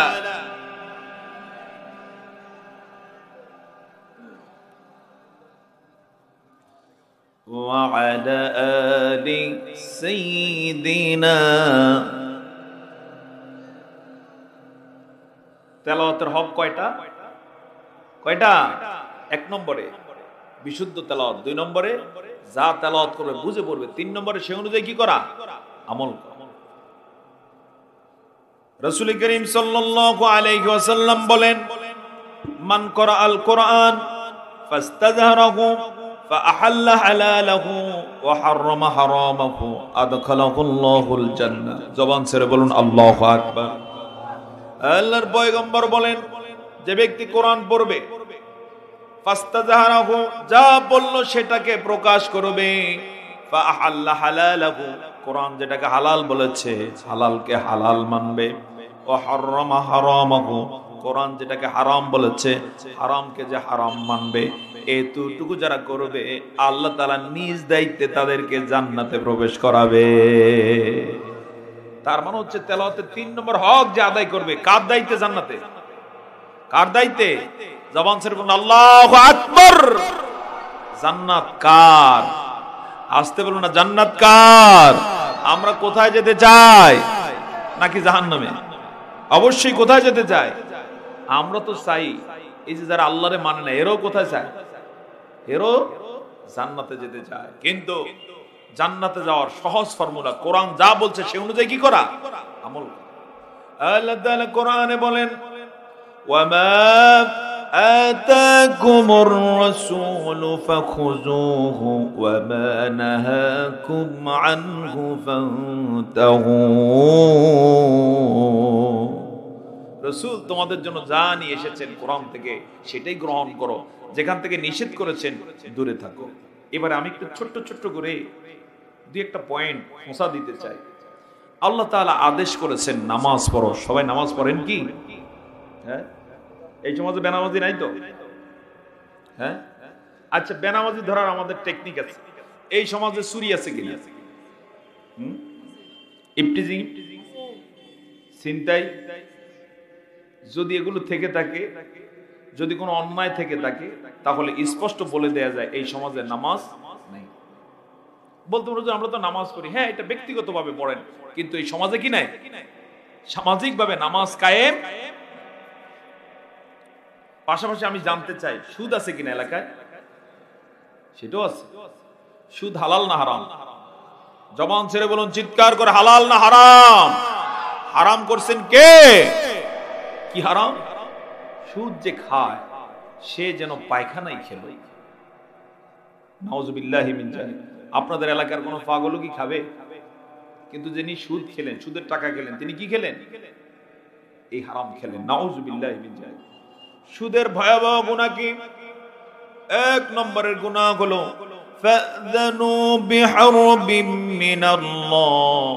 আল্লাহ তাআলা বলেছেন, নবী গো, যারা সুদ খাবে তাদেরকে আমার সাথে লড়াই করার ঘোষণা আপনি দিয়ে দেন। 1 নম্বর গুনাহ হচ্ছে সে আল্লাহর সাথে লড়াই করার মতো দুঃসাহস দেখাইলো। নাউযুবিল্লাহ বলবেন না? অর্থাৎ আল্লাহ বলতে সুদ খাবি না, ওই বলল কি খাবো। এই কারণে লড়াইটা সে কার সাথে করলো? এটা সাজা আছে না নাই? এটা সাজা হচ্ছে দুনিয়াতেও সে অপদস্থ হবে, চূড়ান্ত সাজা কোথায়? আখিরাতে। আর সর্বনিম্ন গুনাহ হচ্ছে নিজের মায়ের সাথে জিনা করা। নাউযুবিল্লাহ বলবেন না? যাদের সুদ খাওয়ার রেকর্ড আছে, এই হারামকে এই মুহূর্তে তওবা করে ছেড়ে দেন। আপনার রিজিকের দায়িত্ব কার? আসতে বলবেন না কার? এই যে 44 নম্বর আয়াত থেকে আসমানের বিষয়ে একটু বিবরণ দিলাম, যে আল্লাহ তাআলা এত কিছু সৃষ্টি করতে পারলেন, তিনি আমাদেরকে রিজিক দিতে পারেন না? আসতে বলবেন না পারেন না? সে ক্ষমতা তার আছে না নাই? একটু তার উপরে নির্ভর করুন, অভাব হবে না। অভাব হবে না, বরং তার উপরে নির্ভর করে দেখুন, সুদ খেয়ে যতটুকু সুখে ছিলেন বেশিরভাগই আপনি কষ্ট পেয়েছেন। আর আল্লাহর উপরে তাওয়াক্কুল করে সুদ ছেড়ে কাজ করুন, দেখবেন নিয়ামত দিয়ে তিনি ভরপুর করে দিয়েছেন। আল্লাহ তাআলা দিতে পারেন নাকি পারেন না? বহু রেকর্ড আছে, বহু রেকর্ড আছে। এরকম বহু লোকের ইতিহাস আমরা জানি, হারাম পথে উপার্জন করে কোনোদিন শান্তি পায় না। হালাল উপার্জন অল্প করেছে বলে যে আমি শান্তিতে আজকে 1 যুগ পরে ঘুমানোর সুযোগ পেয়েছি। সুবহানাল্লাহ। তো আমার বন্ধুগণ, তেলাওয়াতের 3টা হকের বিষয়ে কথা এখানে শেষ করেন। আয়াতের দ্বিতীয় পয়েন্টে চলে যায়। 2 নম্বরে আল্লাহ তাআলা বলেন, ওয়া আকিমিস সালাহ ইন্নাস সালাতা তানহা আনিল ফাহশাই ওয়াল মুনকার। জবান ছেড়ে বলুন আল্লাহু আকবার। 2 নম্বর আল্লাহ আদেশ দিচ্ছেন তুমি নামাজ কায়েম করো। নামাজ কি করো? কায়েম করো। নামাজ শুধু আদায় করার কথা কোথাও আল্লাহ বলেন নাই, নামাজ কি করার কথা বলছেন? কায়েমের। এটার 2টা অর্থ। 1 নম্বর হলো আযান যখন হবে 5 ওয়াক্ত সালাত তুমি জামাতে আদায় করবে। নামাজ কিভাবে আদায় করতে হয়? হ্যাঁ, জামাতে। কেউ যদি বলেন যে না আমি তো একা একা আদায় করি, আমি ইমানদার মানুষ, তাহলে আপনার ইমানের গন্ডগোল আছে না নাই? একজন সাহাবী আব্দুল্লাহ ইবনে মাকতুম রাদিয়াল্লাহু তাআলা তিনি অন্ধ ছিলেন। একদিন এসে বললেন ইয়া রাসূলুল্লাহ আমি চোখে দেখি না, আমি 5 ওয়াক্ত আসার কষ্ট হয়, আমাকে কি 2 ওয়াক্ত 1 ওয়াক্ত রুখসত দেয়া যাবে? নবীজি কিছুক্ষণ চুপ থেকে এরপর বললেন আচ্ছা যাও। অর্থাৎ অনুমতি যেন দেয়া হলো। কতটুকু যাওয়ার পরে রাসূল বলেন এই আব্দুল্লাহ ইবনে মাকতুম কোথায়? এদিকে আসো। আসলেন, বললেন তুমি কি আযান শুনতে পাও? বললেন ইয়া রাসূলুল্লাহ শুনতে পাই। বললেন তাহলে 5 ওয়াক্ত নামাজ জামাতের সাথে আদায় করবা। একজন অন্ধ সাহাবী যদি অনুমতি না পায়, তাহলে যে লোকগুলো এলাকার জামাতে নামাজ পড়ে না তারা কার থেকে অনুমতি পেল? কথা বলুন ঠিক না? এই জাতীয় আর জাহালাতের মধ্যে থাকা যাবে না। এটা হচ্ছে 1 নম্বরের নামাজ কায়েম। দ্বিতীয়টা হচ্ছে রাষ্ট্রীয়ভাবে নামাজ কায়েম করা। কোন ভাবে?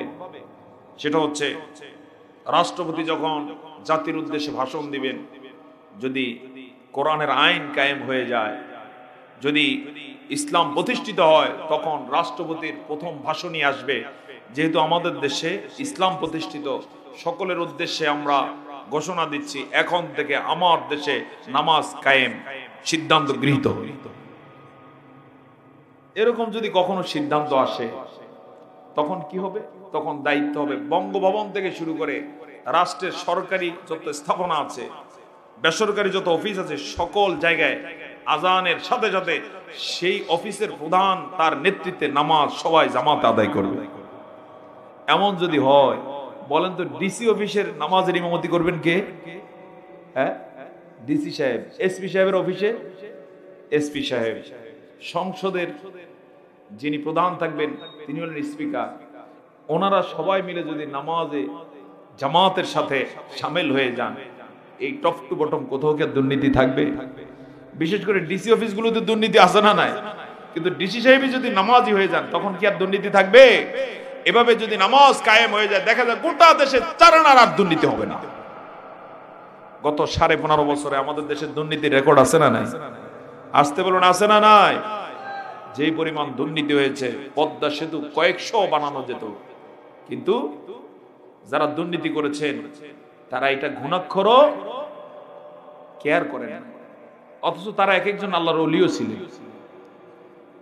কি কেউ কেউ বলছে না যে তারা আল্লাহর ওলি? আমাদের দেশের সুবহানাল্লাহ যারা পালাইছে, একজন বলতেন আমি 70-80 রাকাত প্রতিদিন তাহাজ্জুদ নামাজ করি। কিরকম বলে না?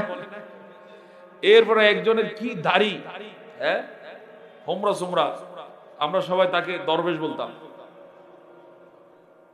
কিন্তু পরে কি দেখলাম, দরবেশ যখন ক্ষমতা আর নাই, দাড়ি মুছ সব কি ফেলে দিয়েছে।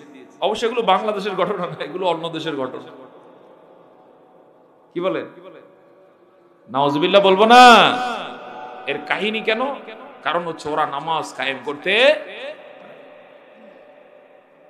নামাজ কায়েম না হওয়ার কারণে আমাদের দেশ খুব এগিয়ে গেছে নাকি? বরং কি পরিমাণ পিছিয়েছে সেটা আমরাও কল্পনা করতে পারবো না। আর একটু ছোট্ট করে উদাহরণ দিই। রাসূল করিম সাল্লাল্লাহু আলাইহি ওয়াসাল্লাম মদিনাতে মাত্র 10 বছর হায়াত পেয়েছিলেন। কয় বছর? 10 বছর। মক্কায় 13, মদিনায় 10, কত হইল? 23। এই হচ্ছে নবুয়তের জীবন। তো মদিনায় যখন এলেন, ইসলামী রাষ্ট্র কায়েম হয়ে গেল, নবীজি নামাজ কায়েমের আদেশ দিয়ে দিলেন। অল্প সময়ের ব্যবধানে দেখা গেল সব চুরি থেমে যায়। চুরি নাই, ডাকাতি নাই, ছিনতাই নাই, ইফটিজিং নাই, ধর্ষণ নাই, কোনো অন্যায় সেখানে নাই। একদিন তিনি জাতির উদ্দেশ্যে বক্তব্য দিতে গিয়ে বললেন, খয়রু উম্মতি করনি সুম্মাল্লাযীনা ইয়ালুনাহুম সুম্মাল্লাযীনা ইয়ালুনাহুম। আমি ঘোষণা দিচ্ছি, আজ থেকে আকাশের নিচে জমিনের উপরে আমার এই যুগটাই সর্বশ্রেষ্ঠ যুগ। কার কথা? নবীজির কথা। আমাদের একজন কথিত জাতির পিতা ছিলেন, উনিও জাতির উদ্দেশ্যে ভাষণ দিয়েছিলেন। ভাষণ দিয়ে 1900 সেই কত সালের দিকে, 71-72 সালের দিকের কথা, উনি বক্তব্য দিতে গিয়ে বলছিলেন, সবাই পাইল তেলের খনি, সোনার খনি, আর আমি পাইলাম মাশাআল্লাহ, আপনাদেরও দেখি মুখস্থ আছে। কি আকাশ পাতাল ডিস্টেন্স! রাসূল বলছেন, আকাশের নিচে জমিনের উপর আমার যুগটাই কি সর্বশ্রেষ্ঠ যুগ। সুবহানাল্লাহ বলবেন না? এর মধ্যে দিয়ে আপনি বুঝছেন তার জনগণকে তিনি কোথায় তুললেন, এক একজন আকাশচুম্বী সম্মানের অধিকারী হয়ে গেলেন। এরপরে তিনি বললেন, সুম্মাল্লাযীনা ইয়ালুনাহুম। এখানে সিগন্যাল দিলেন, আমি তো আর চিরদিন থাকবো না, আমার পরে যারা থাকবেন নেতৃত্বে, আমার পরের শ্রেষ্ঠ যুগ হবে তাদের যুগ। আবার তিনি বললেন, সুম্মাল্লাযীনা ইয়ালুনাহুম, অর্থাৎ নবীজি তার সাহাবীদের বিষয়ে বললেন, আমার সাহাবীরা চিরদিন তোমাদের কাছে থাকবে না, যারা নামাজ কায়েম করবে, কোরআন অনুযায়ী যারা চলবে, আমার সাহাবীদের পরে তাদের যুগটাই হবে তারপরের শ্রেষ্ঠ যুগ। অর্থাৎ 3 প্রজন্মকে নবীজি আকাশচুম্বী মর্যাদা দিয়ে গেলেন। সুবহানাল্লাহ। আর আমাদের কথিত জাতির পিতা গোটা জাতিকে কি বানিয়ে দিয়ে গেল? হ্যাঁ, এটা আর বললাম না। আমিন। কাহিনীটা কি? কারণ কি? রাসূল বললেন, এরা পারে নাই কেন? এরা পারে নাই, এরা নামাজ কায়েম করতে পারে না। এজন্য নামাজ কায়েম হোক আমাদের সমাজে, আমরা চাই কিনা? এই সমাজ থেকে অন্যায় দূর হোক আমরা চাই কিনা? আল্লাহ তাআলা আমাদেরকে এটার উপরে থাকার তৌফিক দান করুন। নামাজ কি করতে হবে? কায়েম করতে হবে। ব্যক্তিগতভাবে তো নামাজ অবশ্যই 5 ওয়াক্ত জামাতে আমরা আদায় করব, 5 ওয়াক্ত জামাতের সাথে পড়ব। রাষ্ট্রীয়ভাবে কায়েম কিভাবে করতে হবে? রাষ্ট্রীয়ভাবে কায়েমের জন্য রাজনীতিতে ইসলামের বিকল্প নাই। কথা বলেন ঠিক না? এজন্য ইসলাম উদাত্ত কণ্ঠে আহ্বান জানিয়েছে যে রাজনীতি করতে হবে। কার জন্য? আসতে পারে না, কার জন্য? আমাদের দেশে ইসলামী রাজনীতি ছাড়া অন্যান্য রাজনীতিও আছে না নাই? এমন রাজনৈতিক দলের নেতাও আছেন যে ইসলামকে চায়, পছন্দ করে, কিন্তু বলে যে ইসলামের রাজনীতি নাই। এরকম মূর্খ নেতা আছে না নাই? ইসলামের রাজনীতি আছে না নাই? আসতে বলুন, আছে না নাই? কোরআনে কথা বলুন, কোরআনে সরাসরি কোরআনে সূরাই আল্লাহ দিয়ে দিয়েছেন, যেটার অর্থই হচ্ছে কুলিল্লাহুম্মা মালিকাল মুলক। যেই সূরা হচ্ছে তাবারাকাল্লাযী বিয়াদিহিল মুলক। সূরা মুলক আছে না নাই? রাজত্বের সূরা। সূরা কি? মুলক। এই সূরা থাকার পরেও কুলিল্লাহুম্মা মালিকাল মুলক থাকার পরেও যেই মুসলমান বলবে ইসলামে রাজনীতি নাই, নির্দ্বিধায় বলে দেয়া যায় তার ঈমানও নাই। এরকম বেঈমান রাজনীতিবিদ আমাদের দেশে আছে না নাই? ওদের জন্য আমরা আল্লাহর কাছে হেদায়েতের দোয়া করছি, আল্লাহ তাদেরকে হেদায়েত দান করো। কপালে যদি হেদায়েত না থাকে, কোন মুসলমান যেন তাদেরকে সাপোর্ট না করে ব্যবস্থা তুমি করে দাও। তো সম্মানিত ভাই সব, সিদ্ধান্ত গ্রহণ করতে হবে রাষ্ট্রীয়ভাবে যেন নামাজ কায়েম হয়। আমরা তাদেরকে ক্ষমতায় দেখতে চাই। কথা বলো ঠিক না? যদি হয়, নির্দ্বিধায় বলে দেয়া যায় এই সমাজে চুরি থাকবে না, ডাকাতি থাকবে না, ছিনতাই থাকবে না, অসহায়ের আত্মনাদ থাকবে না, রাস্তায় রাস্তায় ভিক্ষুক পাওয়া যাবে না। রাস্তায় রাস্তায় ভিক্ষুক আছে না নাই? অবশ্য সর্বেশনে নাই। ভিক্ষুকের কি যে ভয়াবহ অবস্থা! ঢাকা শহরে যারা গেছেন, আপনি রাত 3টায় হাঁটবেন, দেখবেন 3টার সময় আপনার কাছে কি হাত পাতা। এটা মুসলমান দেশ হতে পারে না। মুসলিম দেশে কোনোদিন ভিক্ষুক থাকতে পারে না। কেন? কারণ মুসলমান দেশে যাকাত ব্যবস্থা আছে না নাই? যাকাতের কারণে মুসলমানের দেশে কি থাকবে না? ভিক্ষুক থাকবে না। একটা গল্প বলবো। ওমর ইবনে আব্দুল আজিজ রাহমাতুল্লাহ আলাইহির সময়, তিনি ৫ম খলিফা ছিলেন। এক লোক যাকাতের টাকা কাকে দিবেন খুঁজে পাচ্ছেন না। সেই সময় তো স্বর্ণ মুদ্রা অথবা রৌপ্য মুদ্রা থাকতো, এখনকার মতো টাকা না। তো তিনি না পেয়ে চিন্তা করলেন, ঠিক আছে বের হই, খুঁজে দেখি কাকে দেয়া যায়। খুঁজতে বের হয়ে 1 সপ্তাহ খুঁজলেন, সময় করে করে কয় সপ্তাহ, কাউরে পাইলেন। একদিন হঠাৎ করে দেখেন এক লোক অন্য দিক থেকে আসতেছে, ভাব সাপ দেখে মনে হলো লোকটা যাকাত নেয়ার মতো। এই ভদ্রলোক খুব আনন্দে বড় মন নিয়ে সুন্দর করে সালাম দিলেন, আসসালামু আলাইকুম ওয়া রাহমাতুল্লাহি ওয়া বারাকাতুহু। কুশল বিনিময় করে বললেন, ভাইজান কিছু মনে নেবেন না, কিছু যাকাত টাকা কয়েকদিন পর্যন্ত দেওয়ার মতো কাউকে পাচ্ছি না, যদি আপনি একটু দয়া করে নিতেন।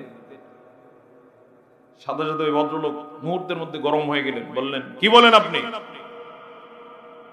বললেন, আমি এই ঘটনা এক সপ্তাহ পর্যন্ত কাউকে দিতে পারছি না। বললেন, তাতে কি, কয় টাকা নিয়ে ঘুরতেছেন দেখেন তো। উনি এর চেয়ে বড় একটা ফোকলা বাইর করলেন, বললেন, আমি এটা নিয়ে ঘুরতেছি আপনার চেয়ে বেশি সময় ধরে, আমিও তো কাউরে পাইতেছি। আল্লাহু আকবার বলবেন না? এগুলো গল্প না, এগুলো আমাদের ইতিহাস। আর সেটা দূরের কথা, আজকে সেই জাতি এমন অধপতিত জাতিতে পরিণত হয়েছে, রাস্তায় রাস্তায় ভিক্ষুকের অভাব নাই। পুরুষরা ভিক্ষা করতো, এটা একটা কথা ছিল, এখন মহিলার ভিক্ষুক আছে না নাই? অবশ্য সর্বেশনে নাই, সবচেয়ে বেশি। এই ভয়াবহতা থেকে বাঁচানোর জন্য এই সমাজ, এই দেশকে, এই জাতিকে নামাজ কায়েমের বিকল্প নাই। নামাজ কায়েমে আমরা বদ্ধপরিকর, জোরে বলে ইনশাআল্লাহ। নামাজ কায়েম হোক আমরা চাই কিনা? কে কে চাই হাত তোলেন, আল্লাহকে দেখান, তাকবীর দেন, লিল্লাহে তাকবীর। আল্লাহ তাআলা আমাদের দেশে নামাজ কায়েমের ব্যবস্থা করুন। যেই নেতারা ওয়াদা করতে পারবে ক্ষমতায় গেলে সংসদে আপনারা যদি আমাকে পাঠান নামাজ কায়েমের জন্য বিল আনবো, আমরা তাদেরকে ভোট দেব। কি দিবেন না? আর যে নামাজ কায়েমের ওয়াদা করতে পারবো না, এতটুকু কলজা নাই, ওর সাথে আমরা নাই। পারবো কিনা ইনশাআল্লাহ? বহু নেতা দেখেছি, আর অপদত্ত কোন নেতা আমরা সংসদে দেখতে চাই না। আমরা ওই নেতা দেখতে চাই যে নেতা আল্লাহর কোরআনকে প্রমোট করবে, আল্লাহর সালাতকে কায়েমে ঘোষণা দিতে পারবে, আমরা তাদেরকে দেখতে চাই। কথা বলেন ঠিক কিনা? আল্লাহ তাআলা বলেন, আকিমিস সালাত।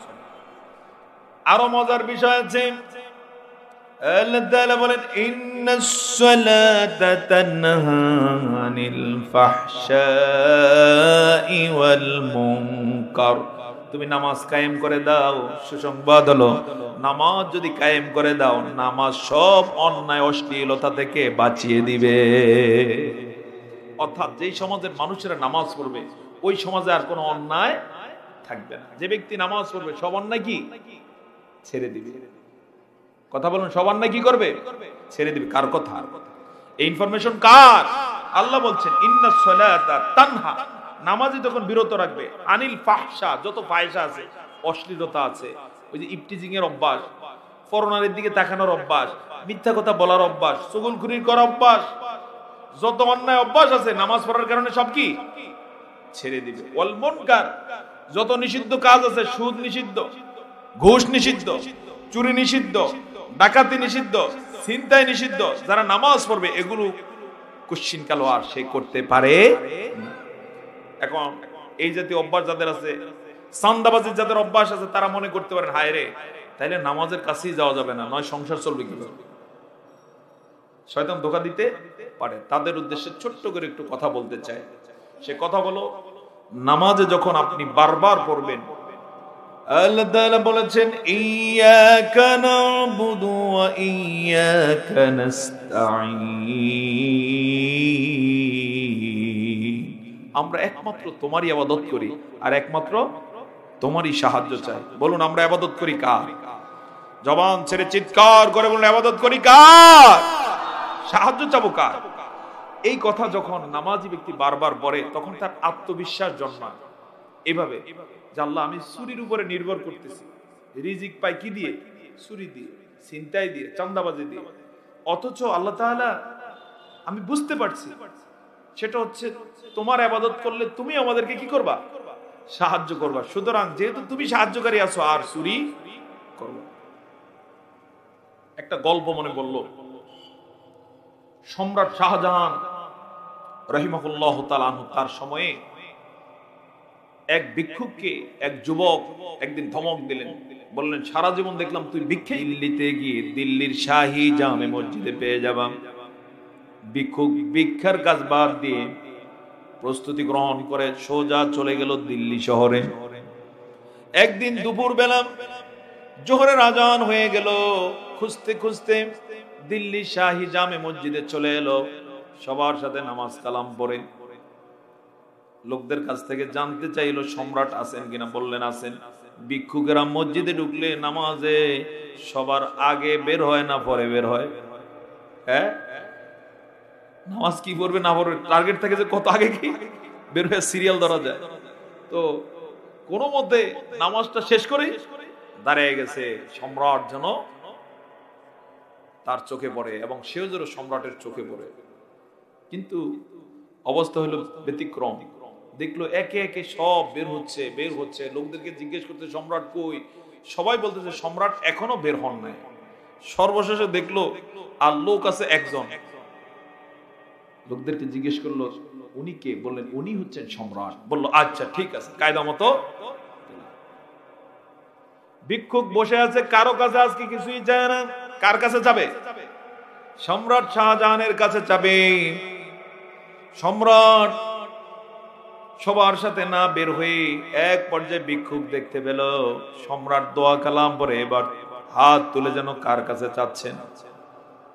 চাইতে গিয়ে ভিক্ষুক আজ করতে পারলো সম্রাট কেঁপে কেঁপে কাঁদতেছে। দীর্ঘ সময় জুড়ে হাত তুলে সম্রাট কান্না কাটি করে অবশেষে মোনাজাত শেষ করলেন। গায়ে রুমাল ছিল, রুমাল দিয়ে চোখের পানি দাড়ি ভিজে ভিজে পড়তেছিল, এগুলো মুছলেন। এবারে প্রশান্ত চিত্তে দিল্লির সম্রাট বের হচ্ছেন মসজিদ থেকে। মসজিদ থেকে যখন বের হলেন দুয়ারি দেখতে পেলেন এক ভিক্ষুককে। ভিক্ষুক সম্রাটকে দেখে সুন্দর করে সালাম দিলেন। সম্রাট সালামের জবাব দিলেন ওয়ালাইকুম আসসালাম। সালামের জবাব দেওয়ার পরে সম্রাট দেখতে পেলেন ভিক্ষুক কোনো কথা না বলে হাতের লাঠি এবং যে পটলি ছিল তা নিয়ে রওনা দিয়েছে। সম্রাট বললেন কে তুমি? দেখে তো ভিক্ষুক বলি মনে হয়। আমার কাছে কোনো ভিক্ষুক আসলে তো কখনোই নাচে যায় না, তুমি কেন নাচেই চলে যাচ্ছ? শুনতেছেন আপনারা? অর্থাৎ ভিক্ষুক সালাম দিয়ে কি ওই যে পোটলার এবং লাঠি এটা নিয়ে রওনা দিয়ে দিয়েছে, কোনো সাওয়াসাওয়ি নাই। আসছে কি জন্য? চাওয়ার জন্যই আসছে, কিন্তু নাচেই চলে যাচ্ছে। সম্রাট বুঝে ফেললেন জ্ঞানী মানুষ, বলেন আমার কাছে তো কেউ নাচে যায় না, দেখে তো ভিক্ষুকই মনে হলো।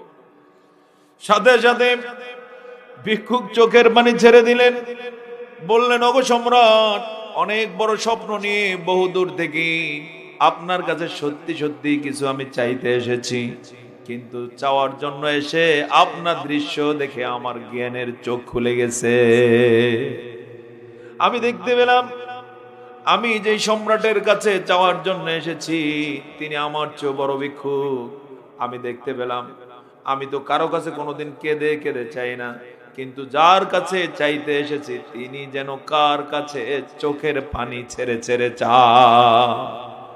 আমি এতক্ষণ পর্যন্ত আপনার এই দৃশ্য দেখে সিদ্ধান্ত গ্রহণ করেছি যে সম্রাট যে সম্রাটের কাছে, আমারও তো উচিত তার কাছেই চাওয়া। এজন্য সিদ্ধান্ত গ্রহণ করছি আমিও তার কাছেই চাবো, আর কারো কাছে কিছু চাবো না। সে আল্লাহ তাআলা আমাদের আছেন না নাই? আসতে বলুন আছেন না নাই? তিনি দিতে পারেন নাকি পারেন না? একটু চান তার কাছে, আজকের মোনাজাতে চাবেন তার কাছে, একটু চান তার কাছে কি দরকার যেটা কেউ আজ পর্যন্ত দিতে পারেন না। নেতার পিছে পিছে ঘুরছেন, এই নেতা রেখে এই নেতা, এই নেতা রেখে এই নেতা, এই দল রেখে এই দল, এই চাকরি ছেড়ে এই চাকরি, এই ব্যবসা ছেড়ে এই ব্যবসা, কোথাও শান্তি পান না। একটু এবার আল্লাহর কাছে চান, দেখুন না তিনি কি দেন। তিনি দিতে পারেন নাকি পারেন না? তিনি এমন দিবেন খুশি হয়ে যাবেন আপনি। জোরে বলুন ইনশাআল্লাহ। আমার বন্ধুগণ, আল্লাহ তাআলা স্পষ্ট করে দিয়েছেন তুমি নামাজ কায়েম করে দাও। নামাজ যদি তুমি কায়েম করতে পারো, নামাজে যদি তুমি শামিল হয়ে যেতে পারো, এই নামাজ তোমার থেকে সব অন্যায় অশ্লীলতা দূর করে দিবে। এই নামাজ যদি কেউ বুঝে বুঝে আদায় করতে পারে, নামাজের যে তেলাওয়াত সে করে এটা যদি কেউ হৃদয়ঙ্গম করতে পারে, বিশ্বাস করুন এক ওয়াক্ত নামাজও যদি কবুল হয়ে যায়, কেউ আর চুরি করবে না, ডাকাতি করবে না, জুলুম করবে না, অন্যায় করবে না, কারণ নামাজ যদি কায়েম হয়ে যায় কেউ আর অন্যায় করতে পারে না।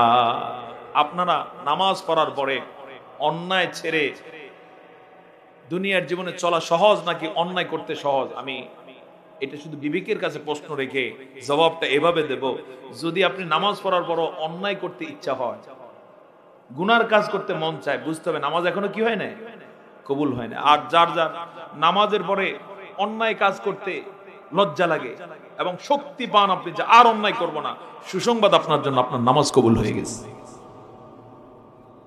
একবার এক সাহাবী এসে বললেন, ইয়া রাসূলুল্লাহ, অমুকে নামাজ পড়ে এরপর অন্যায় করে। নবীজি বললেন, তাকে নামাজ পড়তে দাও, নামাজ যখন কবুল হয়ে যাবে সে অন্যায় ছেড়ে দিবে। পরে কয়েকদিন পরে বললেন, ইয়া রাসূলুল্লাহ, ওই লোকটা আর অন্যায়ের কাছে যায় না। তার মানে হচ্ছে নামাজ কি হয়ে গেছে, কবুল হয়ে গেছে। আমরা নামাজের বিষয়ে যদি তৎপর হতে পারে, গুনাহ মাফ হয়ে যাবে। মাফ করে দিবেন কে? অন্যায় অশ্লীলতা অনায়াসে কি হয়ে যাবে, দূর হয়ে যাবে। আমার বন্ধুগণ, 3 নম্বর পয়েন্ট, সূরা আনকাবুত 45 নম্বর আয়াত, ওয়ালাযিকরুল্লাহি আকবার। আল্লাহর জিকিরটাই হলো অবশ্যই অবশ্যই বড়। কার জিকির? আসতে পারো না, কার জিকির? সবচেয়ে বড় কে? আমাদের সবচেয়ে আপন কে? আমাদের সবচেয়ে কাছে কে? সব আমাদের বিষয়গুলো ভালো করে অবলোকন করেন কে? আমাদের সবচেয়ে প্রিয়জনের নাম কি? এত আস্তে জবান ছেড়ে বলুন না, কে? তিনি যেদিন আমরা ছিলাম না সেদিনও ছিলেন, আমরা কিছুদিন আছি এখনো যেমন আছেন, আমরা যেদিন থাকবো না সেদিন তিনি থাকবেন। আবার আমাদের যখন কেউ ছিল না তখন একজন ছিলেন, তিনি কে? যখন তোমার কেউ ছিল না তখন ছিলাম আমি, এখন তোমার সব হয়েছে, পর হয়েছে আমি। এরকম ঘটনা আছে না নাই? অনেকে আল্লাহকে ভুলেই গেছে, তিনি যে একজন আছে সে কেয়ারই করে না, অথচ তিনি ছিলেন, তিনি আছেন এবং তিনি। তো আমার বন্ধুগণ, সত্যিকার অর্থে যাদের জ্ঞান আছে, বিবেক আছে, তারা আল্লাহকে ভুলে যায় না, তাকে স্মরণ করে। আর আল্লাহ তাআলা সুসংবাদ দিয়েছেন, ফাযকুরুনি আযকুরুকুম ওয়াশকুরুলি ওয়ালা তাকফুরুন। জোরে জোরে বলুন আল্লাহু আকবার। আল্লাহ তাআলা বলেন, গোলাম আমাকে তোমরা স্মরণ করো, আযকুরুকুম, আমাকে যদি স্মরণ করো আমি তোমাদেরকে স্মরণ করব। আর ওয়াশকুরুলি, আমার কৃতজ্ঞতা আদায় করো, ওয়ালা তাকফুরুন, কুফরি করিও না। কৃতজ্ঞতা যারা আদায় করে, নেয়ামত তিনি বাড়িয়ে দেন না কমিয়ে দেন? কথা বলুন, বাড়িয়ে দেন না কমিয়ে দেন? সে কথাও তিনি বলেছেন। আল্লাহ তাআলা বলেন, লা ইন শাকারতুম লা আযীদান্নাকুম ওয়া লা ইন কাফারতুম ইন্না আযাবি লাশাদীদ। লা ইন শাকারতুম, যদি কৃতজ্ঞতা আদায় করো নেয়ামত আমি বাড়িয়ে দেব। জোরে বলুন না সুবহানাল্লাহ। আরো জোরে বলুন সুবহানাল্লাহ। আর ওয়ালা ইন কাফারতুম, নেয়ামত পেয়েও যদি কুফরি করিস, অস্বীকার করিস, তাহলে আযাব আছে না নাই? ইন্না আযাবি লাশাদীদ। তো সম্মানিত ভাই, সবচেয়ে বড় কার জিকিরের নাম? আল্লাহর জিকিরের নাম। কত বড়! আমি ছোট্ট